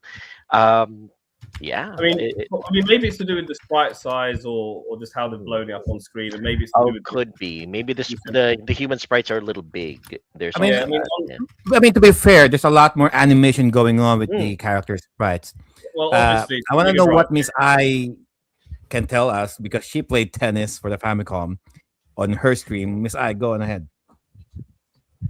The Considering this is a better, compared to the Famicom, Objectively the better. sprites are better here, and there's more animation. Because in the Famicom, it's just very rudimentary shapes that resemble They people. move fast. At least here you can see them some movements like while waiting. More animations help when you play in sports games. Like you want to see that True. movement. You want to see when they're serving. You want to see and you press the B button to serve over as well. Whereas some of these older Famicom games, they just serve for you and things like that. In fact, there's a Super Famicom game which pretty much moves the players for you. I can't remember the name of it. So even on Super Famicom, you have that. Whereas, I digress. Going back to the game itself in how animations help, I don't think you have that with the Famicom games as much. There is a bit of animation, but it's a bit choppier when it comes to playing games like this, I think, personally. How is the hit detection in this game? Because I'm looking at the footage. Sometimes the ball doesn't even touch the racket, but it hits, and sometimes it doesn't, and it just goes through. What the hell? Has it always been like this? I don't know what you're talking about. I don't see what you see. Guys, am I crazy? I think you're crazy. I mean, look at the footage. Sometimes the ball doesn't even touch the racket. I'm sorry, Sir Viraj. I'm going to have to agree with Sir Joe. There's a few times, just a few. It might look like that, Yeah. but it is hitting the racket's hitting it. Maybe the animation isn't there to show, and the bottom player, it doesn't look like it's hitting it, and maybe it's to do with Just did it. I mean, the hit detection's pretty tight on this game. It's pretty tight on this game. There are games like David Crane's tennis where it's actually quite lousy, and you're thinking, what is the size of the racket? Are we back in the 80s where the rackets were tiny and not big? It's not big like we have now. So there are some games like David Crane's tennis, which you've got very lousy hit detection. Andre Agassi tennis is another one which doesn't have very good hit detection either. This is somewhere in the middle, I would say. I think, if we're being honest, Blast processing, of course. yeah, it allows invisible hits. Maybe it's too fast. I don't know. I would say, look, out of all the, even though I've named this game because this is the one I had and I'm very familiar with, but I would say probably Pete Sampras 96 on Pete Sampras was probably the best tennis game of that era. It's really weird because like the best Mega Drive tennis game is the best, well, of the whole era, but then you have like stuff like this, which is in the intermediary bracket. And then there's games on Super Famicom or Super Nintendo that would probably be better than maybe this because of the Mode 7. But then I would argue against it, but obviously we don't have time to sort of compare it. Yeah, but if you're looking for gamer tennis, it has to be Virtua Tennis, which is the best. Virtual tennis. Or I find that too fast. That's way faster. I guess so. And Virtua Tennis is fast, but Mario if Tennis. you wanted Mario Tennis, Mario Tennis. Can't go wrong with that. Any of the ones that's a lot of fun. I think with Mario Tennis and with Mario Sports stuff that they do, like Mario Power Soccer, there's obviously a sense of more. It's not a Gamified. serious, Shall we say it's a very gamified type of tennis, more but arcade style, fun yes, style. but it's being if you wanted to get somebody into the game, that would be the way to do. That would be the good way to go. Mario Tennis Advance, or I think there was a new Mario Tennis game on the Switch, right? Yeah, there you go. Yeah. What's it Jose says? He goes, "Viraj, is pickleball becoming popular over there like here? What is pickleball? I don't even know what pickleball is. Yeah. Oh, okay. I don't know what pickleball is. Yeah, pickleball is starting to get popular here in the US. It's starting to take over back. Hang on, Sir Jose, he's British. They call it something else in there. Oh yeah. Pickleball. It's called preserved cucumber ball over there. I wouldn't be surprised. Pickleball. Yeah. On that note, I think we'll go to an ad break and then we'll come back for Sir Joel's game. Sounds good. Start your own online live streams, webinars, podcasts, online classes, and virtual presentations with Streamyard. By using Streamyard's user-friendly interface, you can also do simultaneous multi-streaming if you have accounts to Facebook, YouTube, Twitch, and other platforms. If live streaming is not your style, video and audio recordings are also available, especially with those who have variable and inconsistent internet connections. The finished output will still come out as clear and well articulated exactly as you originally intended. You can also customize the appearance of your presentation, like green screen effects, facial touch-ups to smoothen out those facial blemishes, multiple cameras for multiple guests joining in the discussion, your own wallpaper on the background, adding your own logo as a watermark, sharing videos from your own computer or other website for added visual aids with or without audio, uploading your own background music if you wish to set the mood when talking, and lots more. Before you can enjoy all of the wonderful full features of StreamYard, you can start with a 14-day free trial by using our link. Not only that you are supporting the Timeless Gamer Show, but you can see it for yourself how easy it is using StreamYard. Do you like playing video games? Do you like reading about history? Do you like learning about video game history?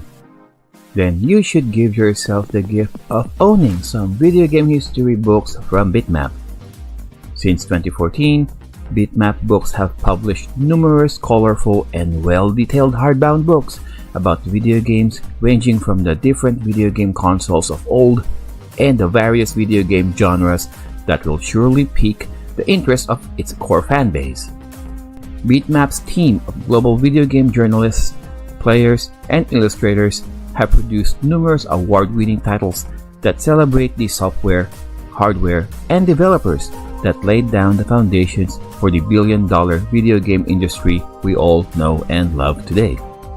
International shipping is also available with careful and considerate packaging from BitMap Books. If you don't want to take my word for it, then you can believe the people, almost 10,000 satisfied customers who submitted their glowing written reviews and video reviews after receiving their books from BitMap. By ordering your first BitMap book using our link, you will also be supporting the Timeless Gamers Show in spreading our love of video games and their rich history.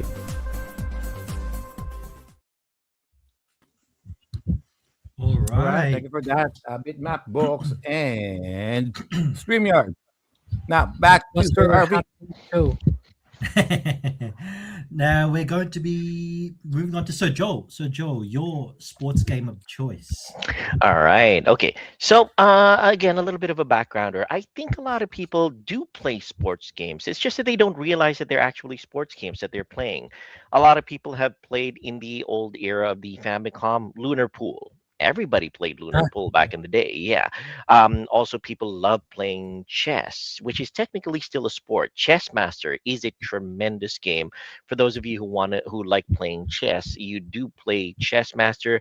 There's also the various free chess games on Android where you can download and play while you're waiting for, your wife to finish shopping for groceries or whatever.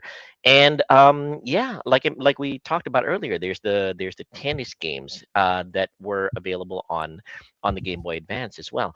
But yeah, one thing that I'm kind of surprised that Joe didn't mention is that wrestling video games have has storylines to them too. Some of them do anyway. Some wrestling video games, which are technically classified as sports, have storylines to them as well. But my game for this episode, which my sports game for this episode, I have a lot that I can choose from, but I narrowed it down to just one. It's called SSX Tricky for the PlayStation 2.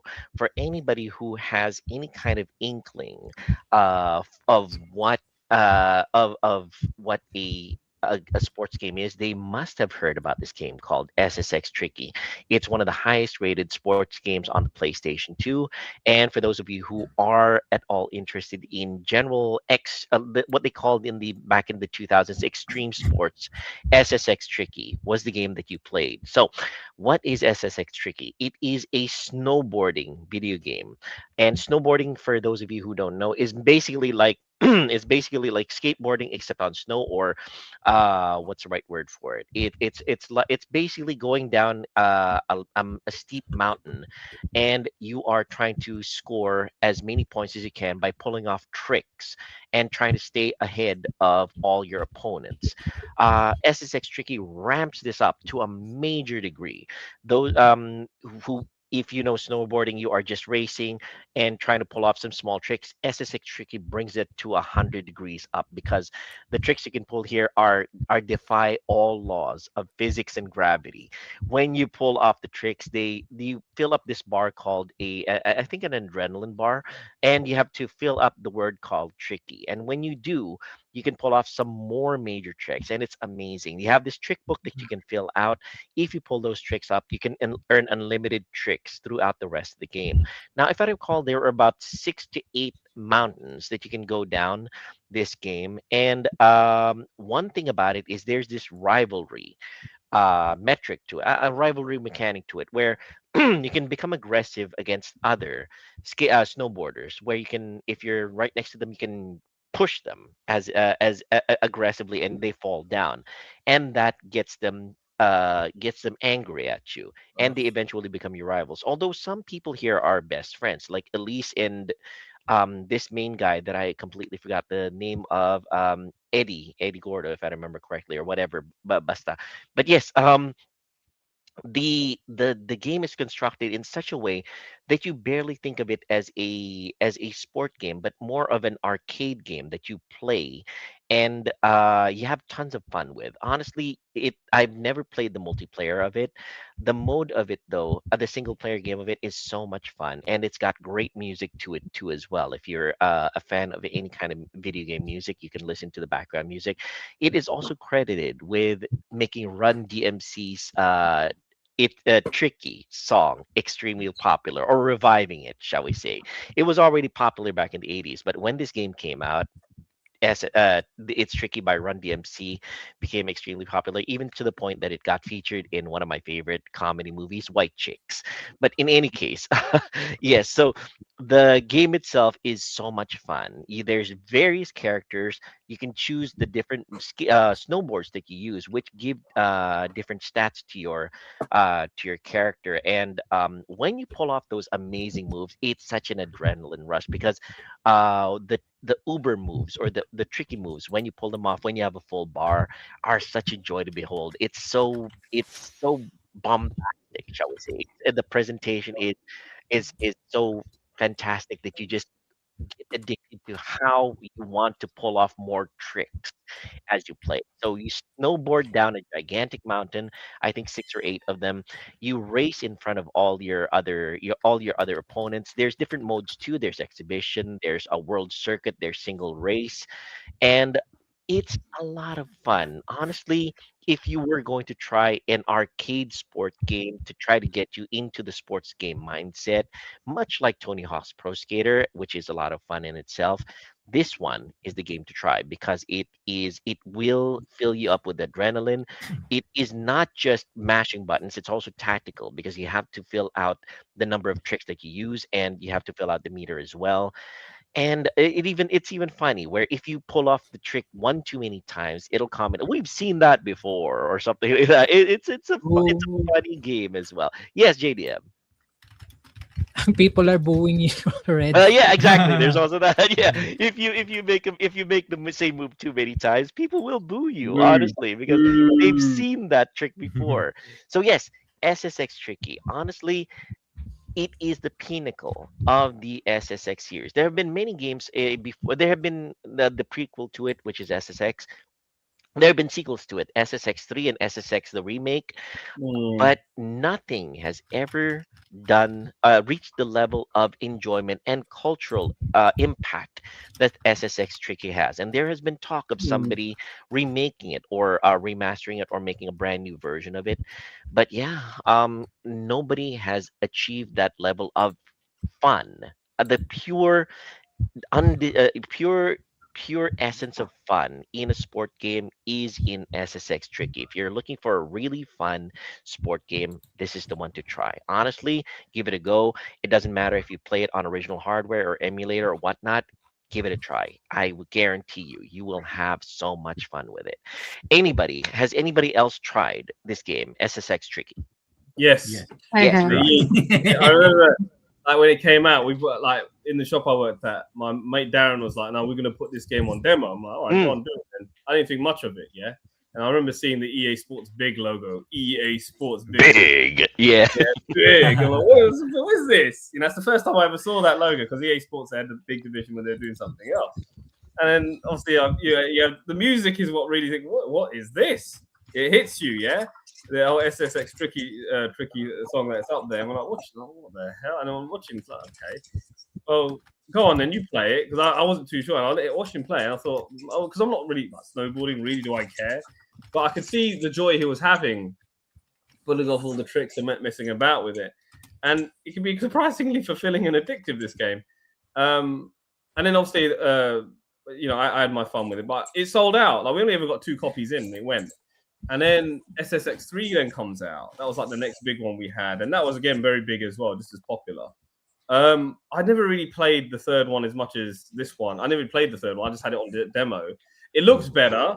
It looked better. That's what I will say. And of course, it's going to look better. Obviously, it's been years since this one come out. But you know what? Like, it's a game that you can thoroughly enjoy and go back and enjoy. It's a timeless game, to be fair, compared to what they've come out recently. I think there was more. I think in an era where graphics were being pushed to the limit and people were focused more on that aspect of it, there's a lot of gameplay in this that you can really enjoy. And I think this is one of those games which had a lot of quality gameplay put into it. And a lot of people get put off. I think there was this whole thing at the time where you buy an EA game, you go into hell, right? Because EA was seen as like bad guys. But it's actually a very good game. Yes, and another thing I forgot to mention, it has personality to it. Each character has a different personality, and the game itself has an amazing feel of it's unique in itself as a game, and the personality as a game. It has this attitude that feels like, dude, you're cool and everything. And Miss I, you mentioned something about you playing this as well. How did you find it? Oh, my brother and I had tons of fun with this one. Because it's every stage, as you glide down the mountains, not only do you try to, there are like power-ups were they, or, anything that's like that, the snowflake on the video there. You also enjoy the environments of the game, Not only does it give you fun with the actual gameplay, but the vibes of the environment as well. And maybe for silly fun, instead of doing tricks, just doing silly movements like flailing back and forth and doing somersaults or flips, just like the inflatable tube man, just go forward, backward, just like that. But then there's a sense of accomplishment when you get when you progress through the game and get more achievements as you go on. It's lots of fun. Yes, very true, very true. It does lend itself to having fun, not just by yourself, but also with opponents. For people who play with you, people who watch you play and mess up. You try to land that perfect moment where you're landing on the snow and you mess it up. Everybody just jeers at you, and just everybody says, you messed that up, man." But yes, it's a good game. It's a fun game more than anything else. One thing about sports games that matters is how much fun you have while playing it, and this one has it in spades. Anybody else? If you haven't played it, would it look like something that you want to try? Does it look like something that you want to give a go of? Okay. So Mark. Sir Marky? Well, it looks vibrant and fun. So yeah, it also looks like a Tony Hawk Pro Skater game. So But cooler. I'm Very with much it. so. On ice. Oh no. And Okay. First things first. Just giving a quick shout out to Lord382 joining us in YouTube right there. Giving us some love. Thank you, Lord Thank you, Lord. 382. Great to meet you. Thanks for being here. Thank you, Lord. Oh, Uh, he has a question. Joe, let's get to his question first before put go. your input in. I have an off-topic question, you guys. Kind of hoping you guys can answer it. What are your thoughts of Sony stopping porting their games to PC? Do you think they're afraid of the incoming Valve Steam machine? Yes, I do believe they are. Honestly, the fact that they are stopping the porting of their PC of their exclusives onto PC, I think they saw the threat of PC eating into their market. Honestly, Yep. Yep. the fact that PC can have much better performance, much better graphics, much better sound, at a much lower cost. Honestly, it's going to eat into their console sales, and they already sell their consoles at a loss. If they lose that installed base of Sony PlayStation installed base, they will not be able to sell as many games onto the consoles anymore, and that will seriously eat into their profits. It So is they want. something that they saw. The trend is people wait for their games to show up on PC, and they just buy it at a steep discount. Yeah. It makes sense. Yeah. Yeah. Let's keep our things exclusive, like Mm. Nintendo do. Oh yeah. Hmm. Uh, Yeah. Yes. I, Joe, go ahead. I just find it very ironic. The only reason why Xbox came into the playfield because they were worried about PlayStation eating up Mm. the the PC environment, right? And now turning things around, PlayStation is worried about PC. Mhm. You Yes, know sir. what? Uh, It's neck and neck. Now. Secondly, It's neck and neck. talking about white chicks, you're, you're talking about white chicks. Uh, uh, your mother is so old. Her breast milk is powdered. You breastfeed like this. Oh my goodness. Secondly, okay. Third, in regarding with snowboarding, the only closest to snowboarding video game that I played is in Trails of Cold Steel. Trails of Cold Steel one. Is it one?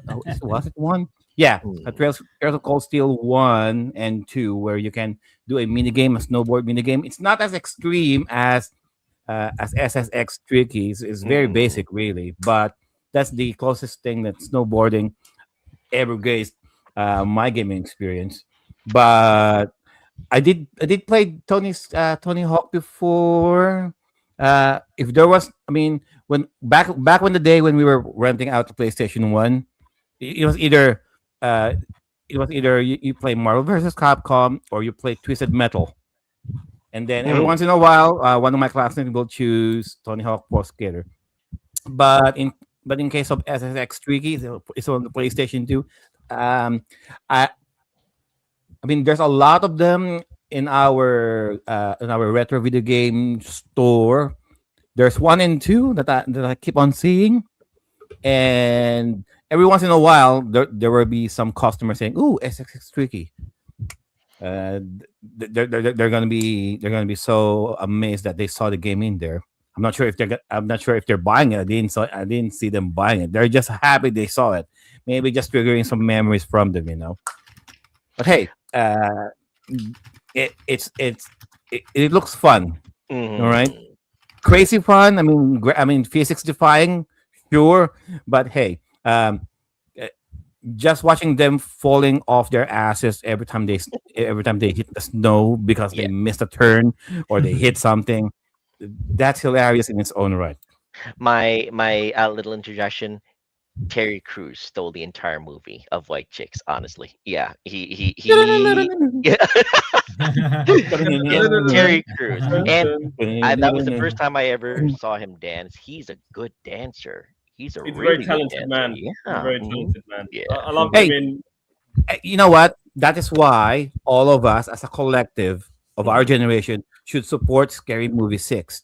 If Scary Movie 6 does good, they will release White Chicks too. They don't care. They don't Sounds care good. about offending anyone. It I'm has in. to happen. But only if Scary Movie 6 Only, does only good. Erica Kurt will be offended, but that's I'm in. it. I'm watching. I'm watching. I'm watching scary movies. Scary movie six then. And yeah. Oh, another thing about Terry Crews, I think he's also a computer geek. I think he built his own PC, if I remember correctly. But anyway, so yeah. Yeah.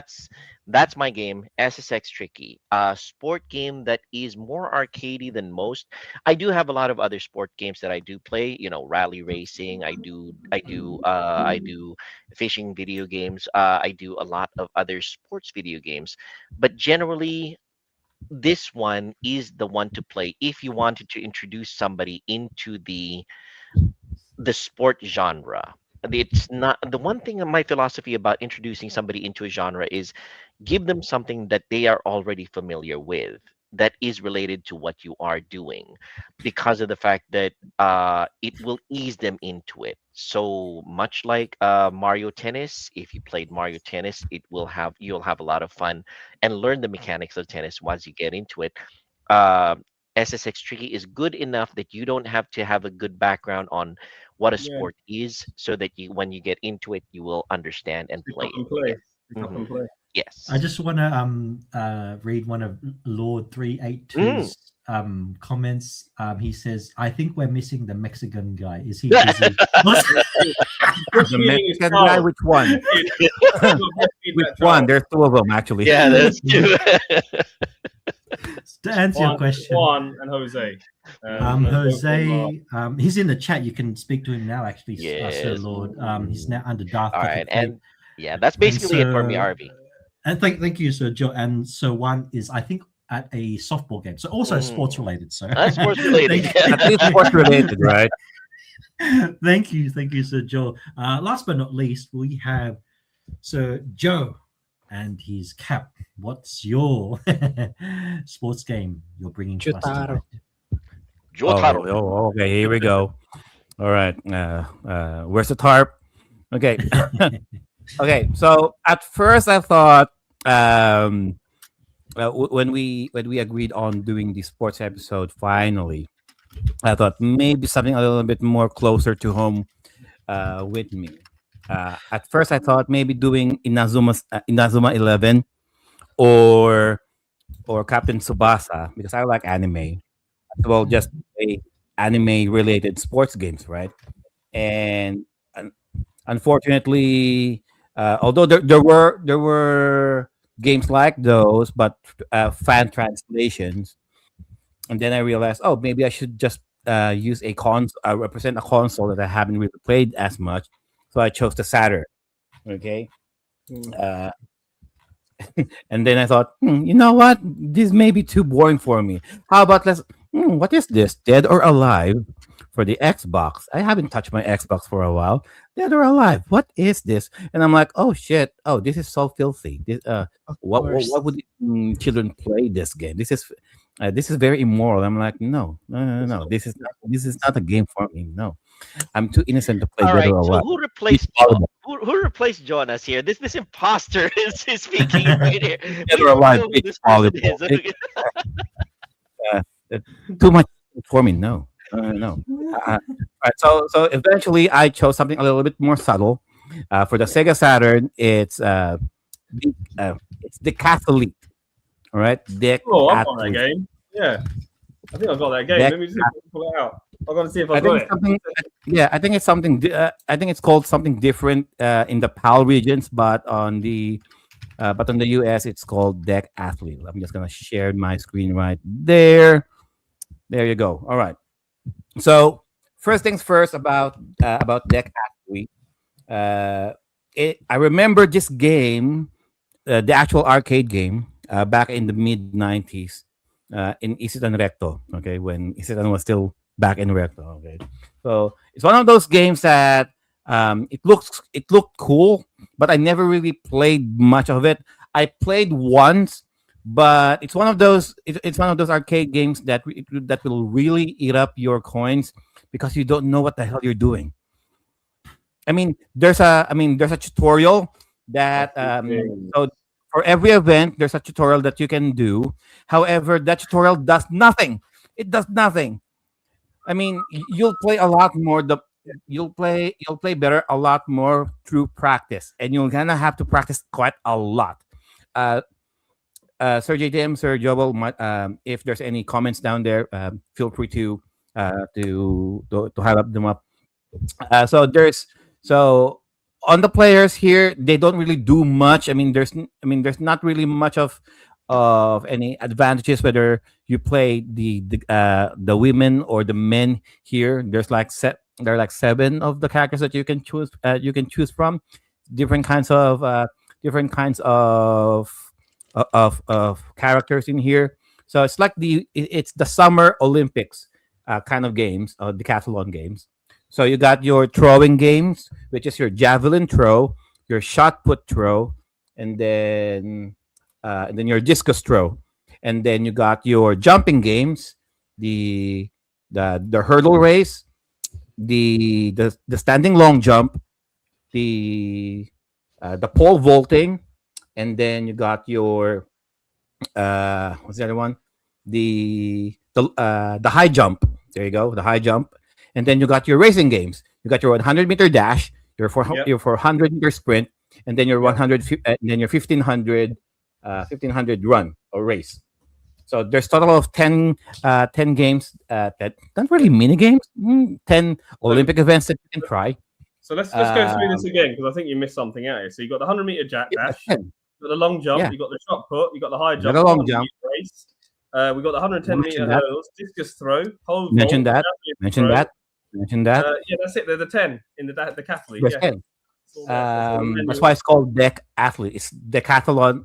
Deck means 10. Then athlete. Yeah, it's called A few Athlete things Kings, about yeah? this game. Athlete Kings. Oh, Yeah, and there the you go. barbaric regions of the PAL regions. Anyway, That's the PAL region. Athlete Kings. Right, decathlon. Visually it looks cool. Like Mm. whatever they did here. This is Sega Sports. This is Sega Like Sports AM3. at, Yeah, yeah, AM3. at their best. They really ported out the arcade. Mm. Like I want to say 100%. Like Yeah. just like the arcade game. Visually speaking, controls wise, I'd say about the same as well as far as I can remember because I played the arcade game as well. In regarding with the gameplay, it all depends really. It all boils down to timing in this game, because especially with because you can only use like two buttons here, A for run and then B for whatever reason, like jumping or something. Um, Especially with the racing games, it's a lot easier because all you have to do is run. Okay, but because there's a stamina meter there, you don't want to keep pressing A just to run. Every once in a while, you tend to stop to regain a little bit more stamina, and then you run again.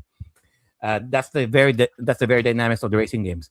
With the with the throwing events and the jumping events are a little bit trickier because that requires a lot of timing, and I found a little bit difficult for me um, to time my throws in on the right with the right power and the right angle. It does takes a while of practice, but whenever you do it, it's so rewarding because you can either set your own you can set your own world record in this by beating the high score of the game, like for example, or you can do your own personal best and see if you can do better the next time you do it. Um, the best way to play this if you're playing it with multiplayer. If you're just playing this all alone, I mean, yeah, sure. I mean, I guess if you're like, it's like if you have like a video game night with your friends, right? And the game, we're playing the Catholic this Saturday. Then all you have to do just sit in there solo, try your best to try your best to practice all of the events so that by the time your friends come over, you can do some more competitive play. Um, the they don't most laugh difficult, at your ass crashing on the. Okay. Yeah. yeah. You know what? That's a funny thing. So, in this game, there's some funny animations here. If you screw up royally, like for example, the most difficult event that I tried on this game, and it took me a while until I got it right, was the pole vaulting. So, so, so you press A or C to run, and then you hit B right. You need to hit B on the right time so that it hits the vault. Because otherwise, if you miss the vault, you go. It's going to be a foul, and you have three Mm. tries. So you can only so you have three tries with this, and every time, and even if I hit the vault just right on the right angle, right time, I will go up. But I keep forgetting to let go of the button, and my character will just fall flat, like back first, and then it's either back first or face first, and then the camera angle is always up your butt, and and I keep choosing the women athletes in this, obviously, Of course Oh you do. yeah, that makes sense. Yeah. because they're wearing all those skimpy high cut bikini tops. Well, See, I mean, there's I mean, so can you imagine them? So if I ever, so I mean, not for the lack of trying. So I'll do the pole vaulting, and then one of the girls will fall all the way down to the ground, ass up, face down, ass up, Mm-mm. and I'm not doing it on purpose, of course, because I mean, once you've Sure, you seen their aren't. butt, Okay. no, I mean, once you've seen their butts enough, it comes to a point that I really want to try. I really want to try clearing that to clear that height. I mean that vault. I really want to do it like at least once. So after a few tries, I was able to do it like maybe 3, 4 times, yeah, and I'm like, okay. okay, I cleared my own record. I'm not gonna go any higher because otherwise I'm gonna tear my hair out. It was really that hard. I'd say the pole vaulting here is the most difficult. See if you see the footage right there, it kind of looks easy looking at it through the screen, but with the given button combinations that you're supposed to do, it's a little bit more difficult than this. The second one will be the high jump. It's pretty much the same thing, same principle, same button combinations. You need to run to get your momentum just right, and then you press the B button, and then you have to angle the so with the high jumps, you know how they tend to arch their bodies like this when they try to clear that pole. Yeah, you have to press left or right as well, so that your character's body will twist and angle just so that you avoid hitting that pole right there. Remember during the Olympics just recently where that guy's dick hit the pole and he got a foul because his dick didn't touch the pole, right? So it's like it's 100% just like that here. So you really need to angle the body of your character on the on the right angle, on the right twist, right turn, so that they will avoid hitting the pole. It's trickier, sure. But whenever you're successful on doing the right thing, you will feel good about it. Yeah. Yeah. So the I would say the easiest events here would be the running because all you do is just run. Uh, Press A and C alternatively until you get the lead, and then Smart. if your stamina meter gets low, stop doing anything, slow down, and then when you get your second wind, try pressing A and C again. It's like track and field. Um, yeah, the track and fields. Yeah, they say that the women characters here are a lot faster in terms of in terms of the foot races, but I've seen no difference at all whether your character is the female or the male ones here. Oh, No, no, not really. Same thing with the throwing, with the throwing events like javelin or the shot put or the discus. As long as you know how to angle or uh, as long as you know what angle to throw and how strong your character should be, yeah, you'll eventually beat the world record that each of the characters has here. So yeah, that's the athlete. Manuel has all the stats of how good each athlete is, and he'll tell you everything. That's the beauty Uh, of owning a manual. I have to Mm. say two things about this. Number one, the art style certainly fits in with the other Sega arcade games like Virtual Racing or AM3, yeah. yeah, or Daytona. It does have the same feel, So the same color palette, the the, same. there's a reason for this. Mm, Because it was built off of Sega ST5 or STV hardware, which is basically somewhere between Model 2 and Model 3 hardware, looking at arcade boards. So it's the next step from Model 1. And Sega AM3 developed this, and their Sega Sports Division worked on it with them. And it's literally nearly a one-to-one home port from the arcade to home.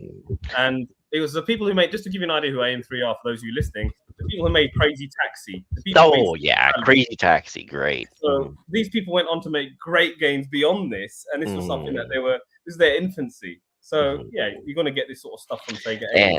And the second thing that I was gonna say, it turns out that it was also released on PlayStation 2 under the Sega Ages banner. Yeah, the Sega Ages banner as the Decathlete Collection, which also includes Winter Heat and Virtua Athlete 2K. Sad to say, it's only in Japanese, but I think you can play it without understanding a lick of it. So the same way that Joe did, you can play it because you don't have to understand a plot. You're just gonna have to. No, you don't have to understand the plot. Exactly. Yes. I mean, just play this right out, and whatever you do, I mean, don't pay attention. I mean, you can. Don't take the tutorial seriously. Okay, it does nothing. Just the play here is, just do it yourself and just feel how the buttons are. It's very counterintuitive. Just go Nike. Yeah. Just do it. Right? So just do it. Which was your favorite female athlete? Was it Li Huang of China? Was it Ellen China Rivioli of France? Or was it China of Jamaica? The Chinese lady who keeps doing who speaks Japanese for some reason. That's your girl. All right, fair enough. Yeah, Good she's to a girl. see Yeah, that. she is Chinese, but she says yatta. Yeah, for some reason. How about you guys? Any experience with track and field, sports, whatever? Sir Marky, Miss I. I just remember, basic lessons in PE. Just in school for me. Yeah. And we don't have track and field in, the actual field and track in our school. So we just had to, I remember running against maybe 1 meter dash against a classmate in the school driveway because there was no car. And just proud to say that that my opponent was a skinny girl and I beat her despite my weight. Yay. But that's the extent of my experience with track and field. And I think I did a thesis on that during our practice thesis in high school. So that's as much as I remember. And I was actually going to pick track and field for the Famicom for my game. But when I tried playing it was just button mashing. It was annoying. It is. That's all that game is. But that's all they had back in those. That was like, That's all we had. The arcade game is the same thing. If you ever play the arcade track and field, it's like button mashing. That's it. Whoever's doing it quicker is quicker. Like, come on, man. Like, say if you're, anyway. Yeah. How about Sir Marky Mark? Any experience with track and field at all? Back in PE. What was that again? We just had that oval finals for PE from my college. And the first thing I said to myself, oh, this will be easy. Gumanon pa ako. Gumanon pa ako talaga. Then, when I tried it, the first lap was like, okay, kaya pa. Sige, you can do this. The second time, okay, I give up. That's it. It's hard. It's hard as fuck. And also, it was like tanghaling tapat. So, I'm burned out. How about Sir JDM? Track and field at all?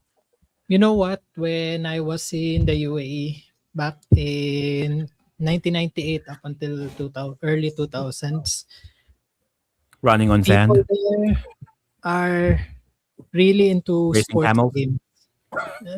No, because I went to an Indian school for 2 years. They're really into sports. You know how these Arab guys are really into sports. I played football. I played cricket. I once had a classmate who could, we call him Shoaib Akhtar, because he could really like pitch a ball very fast. He's a And Pakistani bowler, Shoaib Akhtar. Yeah, I yes, know. bowler, not pitcher, bowler. And there was also this guy hit uh, who could hit the cricket ball like, what's the guy's name? Uh, Sachin. Sachin Sachin. Tendulkar. Sachin Tendulkar. Golkar? Yeah. Mm. I That's the first time I really became active into sports. That's why I played cricket, football. Then every time they had this sports week, they had uh, shot put, they had Mm. javelin throw, and all of those other track and field games. And I was able to play, I think, the shot put only because I'm not really good at the other games. Those things are heavy. Yeah, Like it's like but 6, 8 pounds, maybe. there's, I'm not sure if they measure the ball that they are using or the shot put, but yeah, it's quite heavy, and there's different weights for each gender. So Who remembers the movie Matilda? Yes. Yep. Right. Answer So four. that's the principle, For the kid, right? for Oh, the the kid. yeah. Yeah, for the kid, yeah, yeah. I know Sir Joel for a fact. Back in his high school days, he played a few track and fields. Sir Joel, go Me, back in college. about now, it's just, for me, the most I did in terms of sport back in college was a little bit of baseball, but it was funny because we only have the right hand mitts. The thing about baseball is that you have to catch using your left hand using a mitt. So the right hand mitts we would catch the ball, put the mitt under, take the ball, put the mitt under our arm, take the ball again, and throw it to the next person. It took a couple of seconds, and that made all the difference in trying to tag the person running to base. But in general, track and field, running the sprints, running the relay races. What do you call that? The with the baton. The relay. Yeah, the Relay. relay, the running relay. Anyway, Yeah, the relay races. that's the Yeah, thing. it was a lot of fun. I would just one of the strategies that we would do though is that we would put the slowest guys at the very end because they would have the most stamina to be able to reach the end of the finish line. The fastest guys would be at the very beginning because they would run the fastest and they would outpace everybody. It's a strategy, not just There's a strategy to it. Yes. yeah, it's not just just go all out. You have to plan how that relay is going to go. So that was the most sport that we had in terms of Obviously, track and field. if Yeah. we were doing a relay race, so Joe would be at the end. Yes, You know. absolutely. I would be at the very end, and everybody and all the pressure of trying to win that blasted thing would be on your shoulders because everybody before you had already done their work. The last Yo, guy has to make sure, even if you're the slowest, that you would be the best at the very end to try to get to the finish line. It's a I can strategy imagine. somehow. I can imagine Sir Joe getting his like wonky skateboard out at the last bit, you know what I mean? Just to cheat, you know what I mean? Oh Oh, yeah. he goes to someone else's lane and just causes a pile up.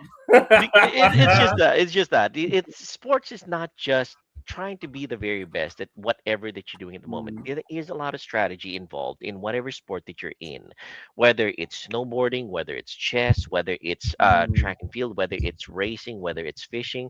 There is still a lot of strategy to be thought about when you are doing it. So one thing about the sports video game genre is that Lord did say, you do expend a lot of energy and effort doing the actual sport, but the strategy itself remains when you're playing a strategy video game.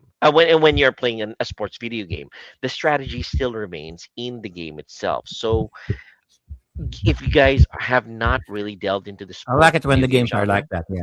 yes, when if you've not delved into the sport video game genre, give it a try. You might find the strategy of actually playing the sports video games to your liking. So yeah, back to you, RV.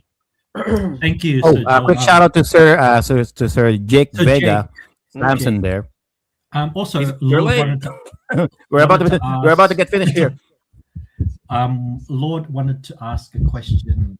He said, I remember this cool soccer or football game in the family. Don't know if you guys know the title. It's kind of like NBA Jam, but soccer or football, as we know it, is made by a Japanese developer. It's like soccer with super. Not sure if you guys know that. I don't quite remember I playing that. I know, yeah, he did mention Shaolin Soccer in the chat. I love Shaolin Soccer. Could it have And been, I- winning, And I winning think they're 11? making a sequel. They're making a sequel That's- coming out in 2026. Yeah. Could it have been winning 11-7? I don't know. Possible. Yeah. Possibly. It could Possibly. be the winning, Winning 11 series. 11-7. Yeah, it could be the winning 11 series because they're not as winning 11 isn't as popular as FIFA. But yeah, it's I hear it's just almost as fun too. Well, actually, so I'll explain. So there's Konami made Winning 11, I believe, and they also made Pro Evolution Soccer. So back in the 2000s, I remember like FIFA was like the big thing, but then there was a period where Pro Evolution Soccer outsold FIFA when Pro Evolution Soccer 2, 3, and 4 came out, because what had happened is the shift is like with FIFA that people were saying it's not like, even though they've got all the licenses and the players, it doesn't play like real football. When you get in scores like 10-7 and things like that, that's not how real football is. It's meant to be really hard to score a goal. And with Pro Evolution Soccer, it was like you get scores like 1-0 or 2-1 if you got to get. It's like there was really challenging. So they programmed the game, and then what happened was FIFA or EA were like on the back, like they're getting hit hard by this, and they thought, right, we got to bring ourselves up. So FIFA then became the dominant player again in terms of soccer games, and they had the licenses, which meant they'd always do well anyway. But Konami were like always second fiddle to them. But when they did the Pro Evolution series and stepped up, that caused FIFA to step up. So it's always good to have a competitive soccer game. Oh yeah. Winning 11 was the Japanese name for it. Is this the one? It might be, yeah. Could be. Could be. So Viraj, if you remember, there was the Brazil Germany FIFA game 2014 7-1. So there's an example. Yeah, I mean, look, it happens like very rarely. Very rarely. Well, I mean, look, soccer games have becoming like, I remember when these sort of games were coming out back in the day. I think I said this in off chat before we did this. It's because of John Madden did football games or soccer games become good. And you know what? John Madden is an American football guy, and it's because This of is him. it, according to Lord. Okay. Okay. Thank you so much. That's it. There we go. There you go. It's because of John Madden forcing Trip Hawkins of EA to say, look, okay, we'll make it an 11-player game, because he programmed an 8-player engine. And Madden was like, no, it's an 11-player game. So all these people, I don't know who John Madden, I don't really know American football. But when I heard that story and he's got a movie coming out, I'm going to see that movie, because this man, I have the greatest respect for him, because if it wasn't for him putting pressure on Trip Hawkins to make American football an 11-player video game, then that same engine was not going to be incorporated and adapted for FIFA. So we wouldn't have any soccer games or American football games. So a lot of it is thanks to people like Madden. And not just him, there are so many greats who have innovated sports games from being as primitive as what you can see here in this video to as advanced as what we have now. You know, they could, they walk, so we could, new games could fly. So sports games have definitely gone in a really crazy direction. There's so much money in it. I mean, if it was for sports games, the Mega Drive would not be a success. The Genesis would not have been a success against Nintendo. That's a fact.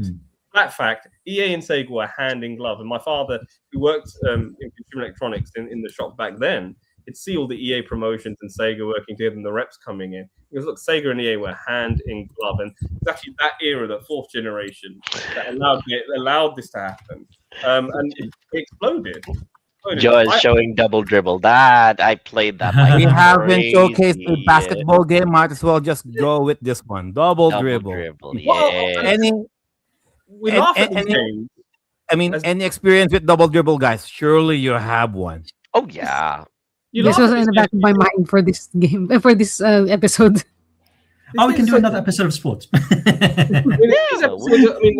These sports might look so primitive, and what I will say is the beauty of these more primitive games like Grand Slam tennis and things that I've shown is they're a lot more accessible. I find sports games now to be quite tedious to get into, because if you're playing a soccer game now, you have to pick the teams, pick the players, what stats do you want to have, what kit do you want to wear. It's too much configuration before you even get into the game.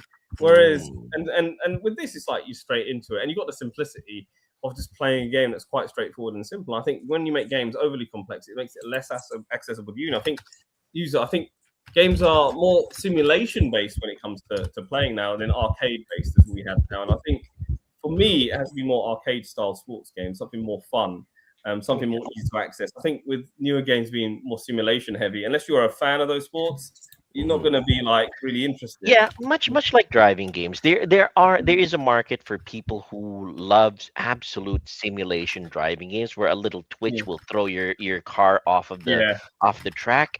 But yes, there is a much larger market for people who love arcade style of games, which a good example would be the Gran Turismo series. It's realistic enough where you feel like you are actually playing a car, but it doesn't go into the realism so much that it kills the fun. So I'd Paramount have, gaming I'd games have are to always probably fun. disagree with you on that one. I think Really? Okay. I think that's a driving simulation, and that's what it was marketed at to begin with. Okay, yeah. I would say probably something like Outrun. That's an arcade style racing Outrun, game. sure. So Fine. Outrun 2, I prefer playing that than say something like Gran Turismo 3 if you're talking retro gaming, even then. Yeah. But yeah, I'd say Gran Turismo. There's another game called Forza. That's another more simulation-based game. Forza, yeah. I'd say maybe Need for Speed has more of an arcade ethos. Yes, than, say, Gran Need for Turismo. Speed is definitely much more arcadey, and Ridge Racer. There's so many. Burnout, the Burnout series. Burnout, Takedown, and you got games like that as well. And there's so many racing games that go on, Project Gotham Racing and whatever, and so on and so forth. They all have their own different spin on what racing games should be, and they're all worth experiencing. That's the beauty of it.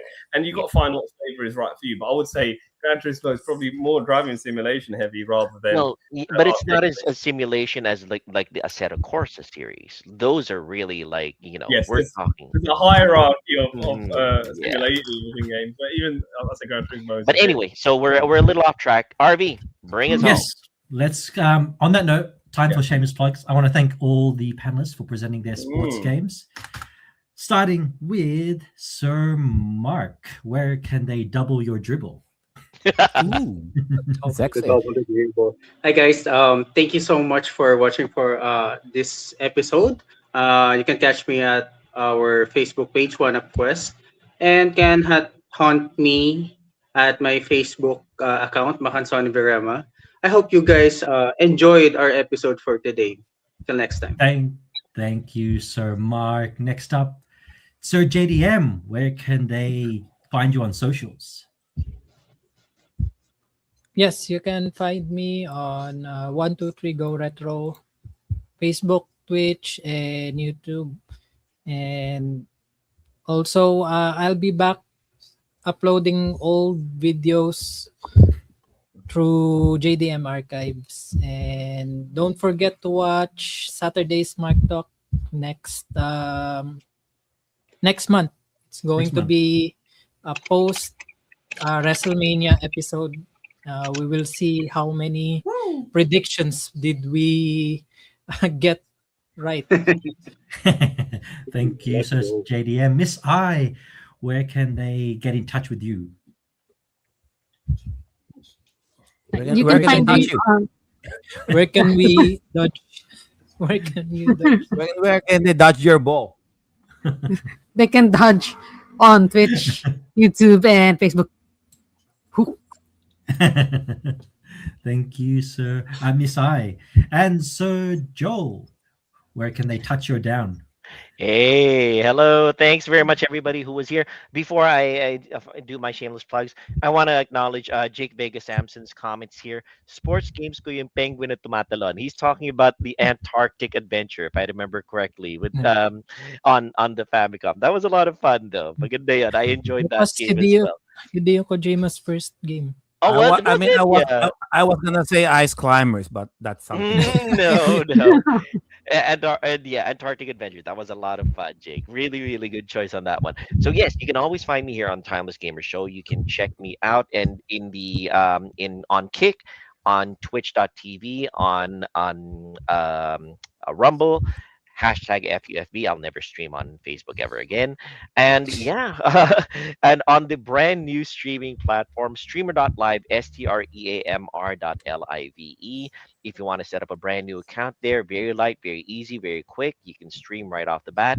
And you never know, you might become the next Mr. Beast or Pokemon or whatever it is, whoever is popular in streaming nowadays. So yes, always here on Timeless Gamer Show, unless real life gets in the way. And yeah, thanks very much for being here. Thanks very much, everybody, for watching. Don't forget to comment, not just on the live, but also on our replays. We will do our very best to answer them as the comments come up. Comments, reactions, violent tendencies, whatever, we're going to react to them. Thanks very much. All right, back to you, RV. Thank you, Sir Joel and Sir Viraj. Where can they peat your Sampras? Ooh. Find me on the Sega Genesis group on Facebook. We talk Sega. And you can find me here on this podcast. And you can follow me on Twitter under Bygone Game. Or X if you want to call it X now. Where I buy and sell video games. Yes, you will find Viraj flogging his wares at Bygone Games in the next gaming market. Speaking of which, when are you going to be showing up, Viraj? For what? For whatever gaming market is that's coming. All right, so what? due to some issues with family and stuff, the next one won't be until summer now. So I'm just buying. That's too bad. Okay. Because my parents are flying out, and it's a long story, but basically, all right, okay, no worries. Expect Bygone Games coming out on summer. All right. Yeah, in summer in the UK. There you go. All right, take us home, Joe. All right. How about Sir RV? Where can they touch your grass? Yes. So you can find me on Retro Vibes. You can also catch me on Saturday Smart Talk. It's in a couple of weeks. Yes, we're going to be going over WrestleMania, which is in tomorrow, I believe. So yeah, see you then. Back to you, Sir Joe. All right. Thank you for that, Sir RV. Just our thanks, of course, to our new viewers in this show. You got Sir Jake, and we got Sir Lord there, and the rest of our regulars. Sir Gummy, Boro Naroyka. We got Sir Ryan there. In Sir Jose. the chat. Sir Jose is in the chat, keeping the chat alive, of course. We got Sir Jomar, and everybody of course, we may not have mentioned. Yes, Mommy Jane. Hi, Mommy Jane. Yes, thank you very much for being there, Mommy Jane. Okay. Ray Q is here as well. Oh yeah. And we also got who else we got there? Just one of our regulars. Just Marlon. to mention. Oh, Sir Marlon, of course. Yes. Because this took a very quick peek of what's going on in the show. Which is sports games. That's it, guys. If you want us to do like a part 2, go on ahead. Sure, we'll do it. Sure. The things we do for the show. Okay. The things we do for the show. And that's it, guys. Thank you all so much. We will see you again next time. And as always, our games and our bodies may grow out of date, but our gaming experiences will forever remain timeless. All right. Everybody enjoy your weekends. Make sure you drink a lot of water, and we'll see you in the next show. Bye for now. Bye.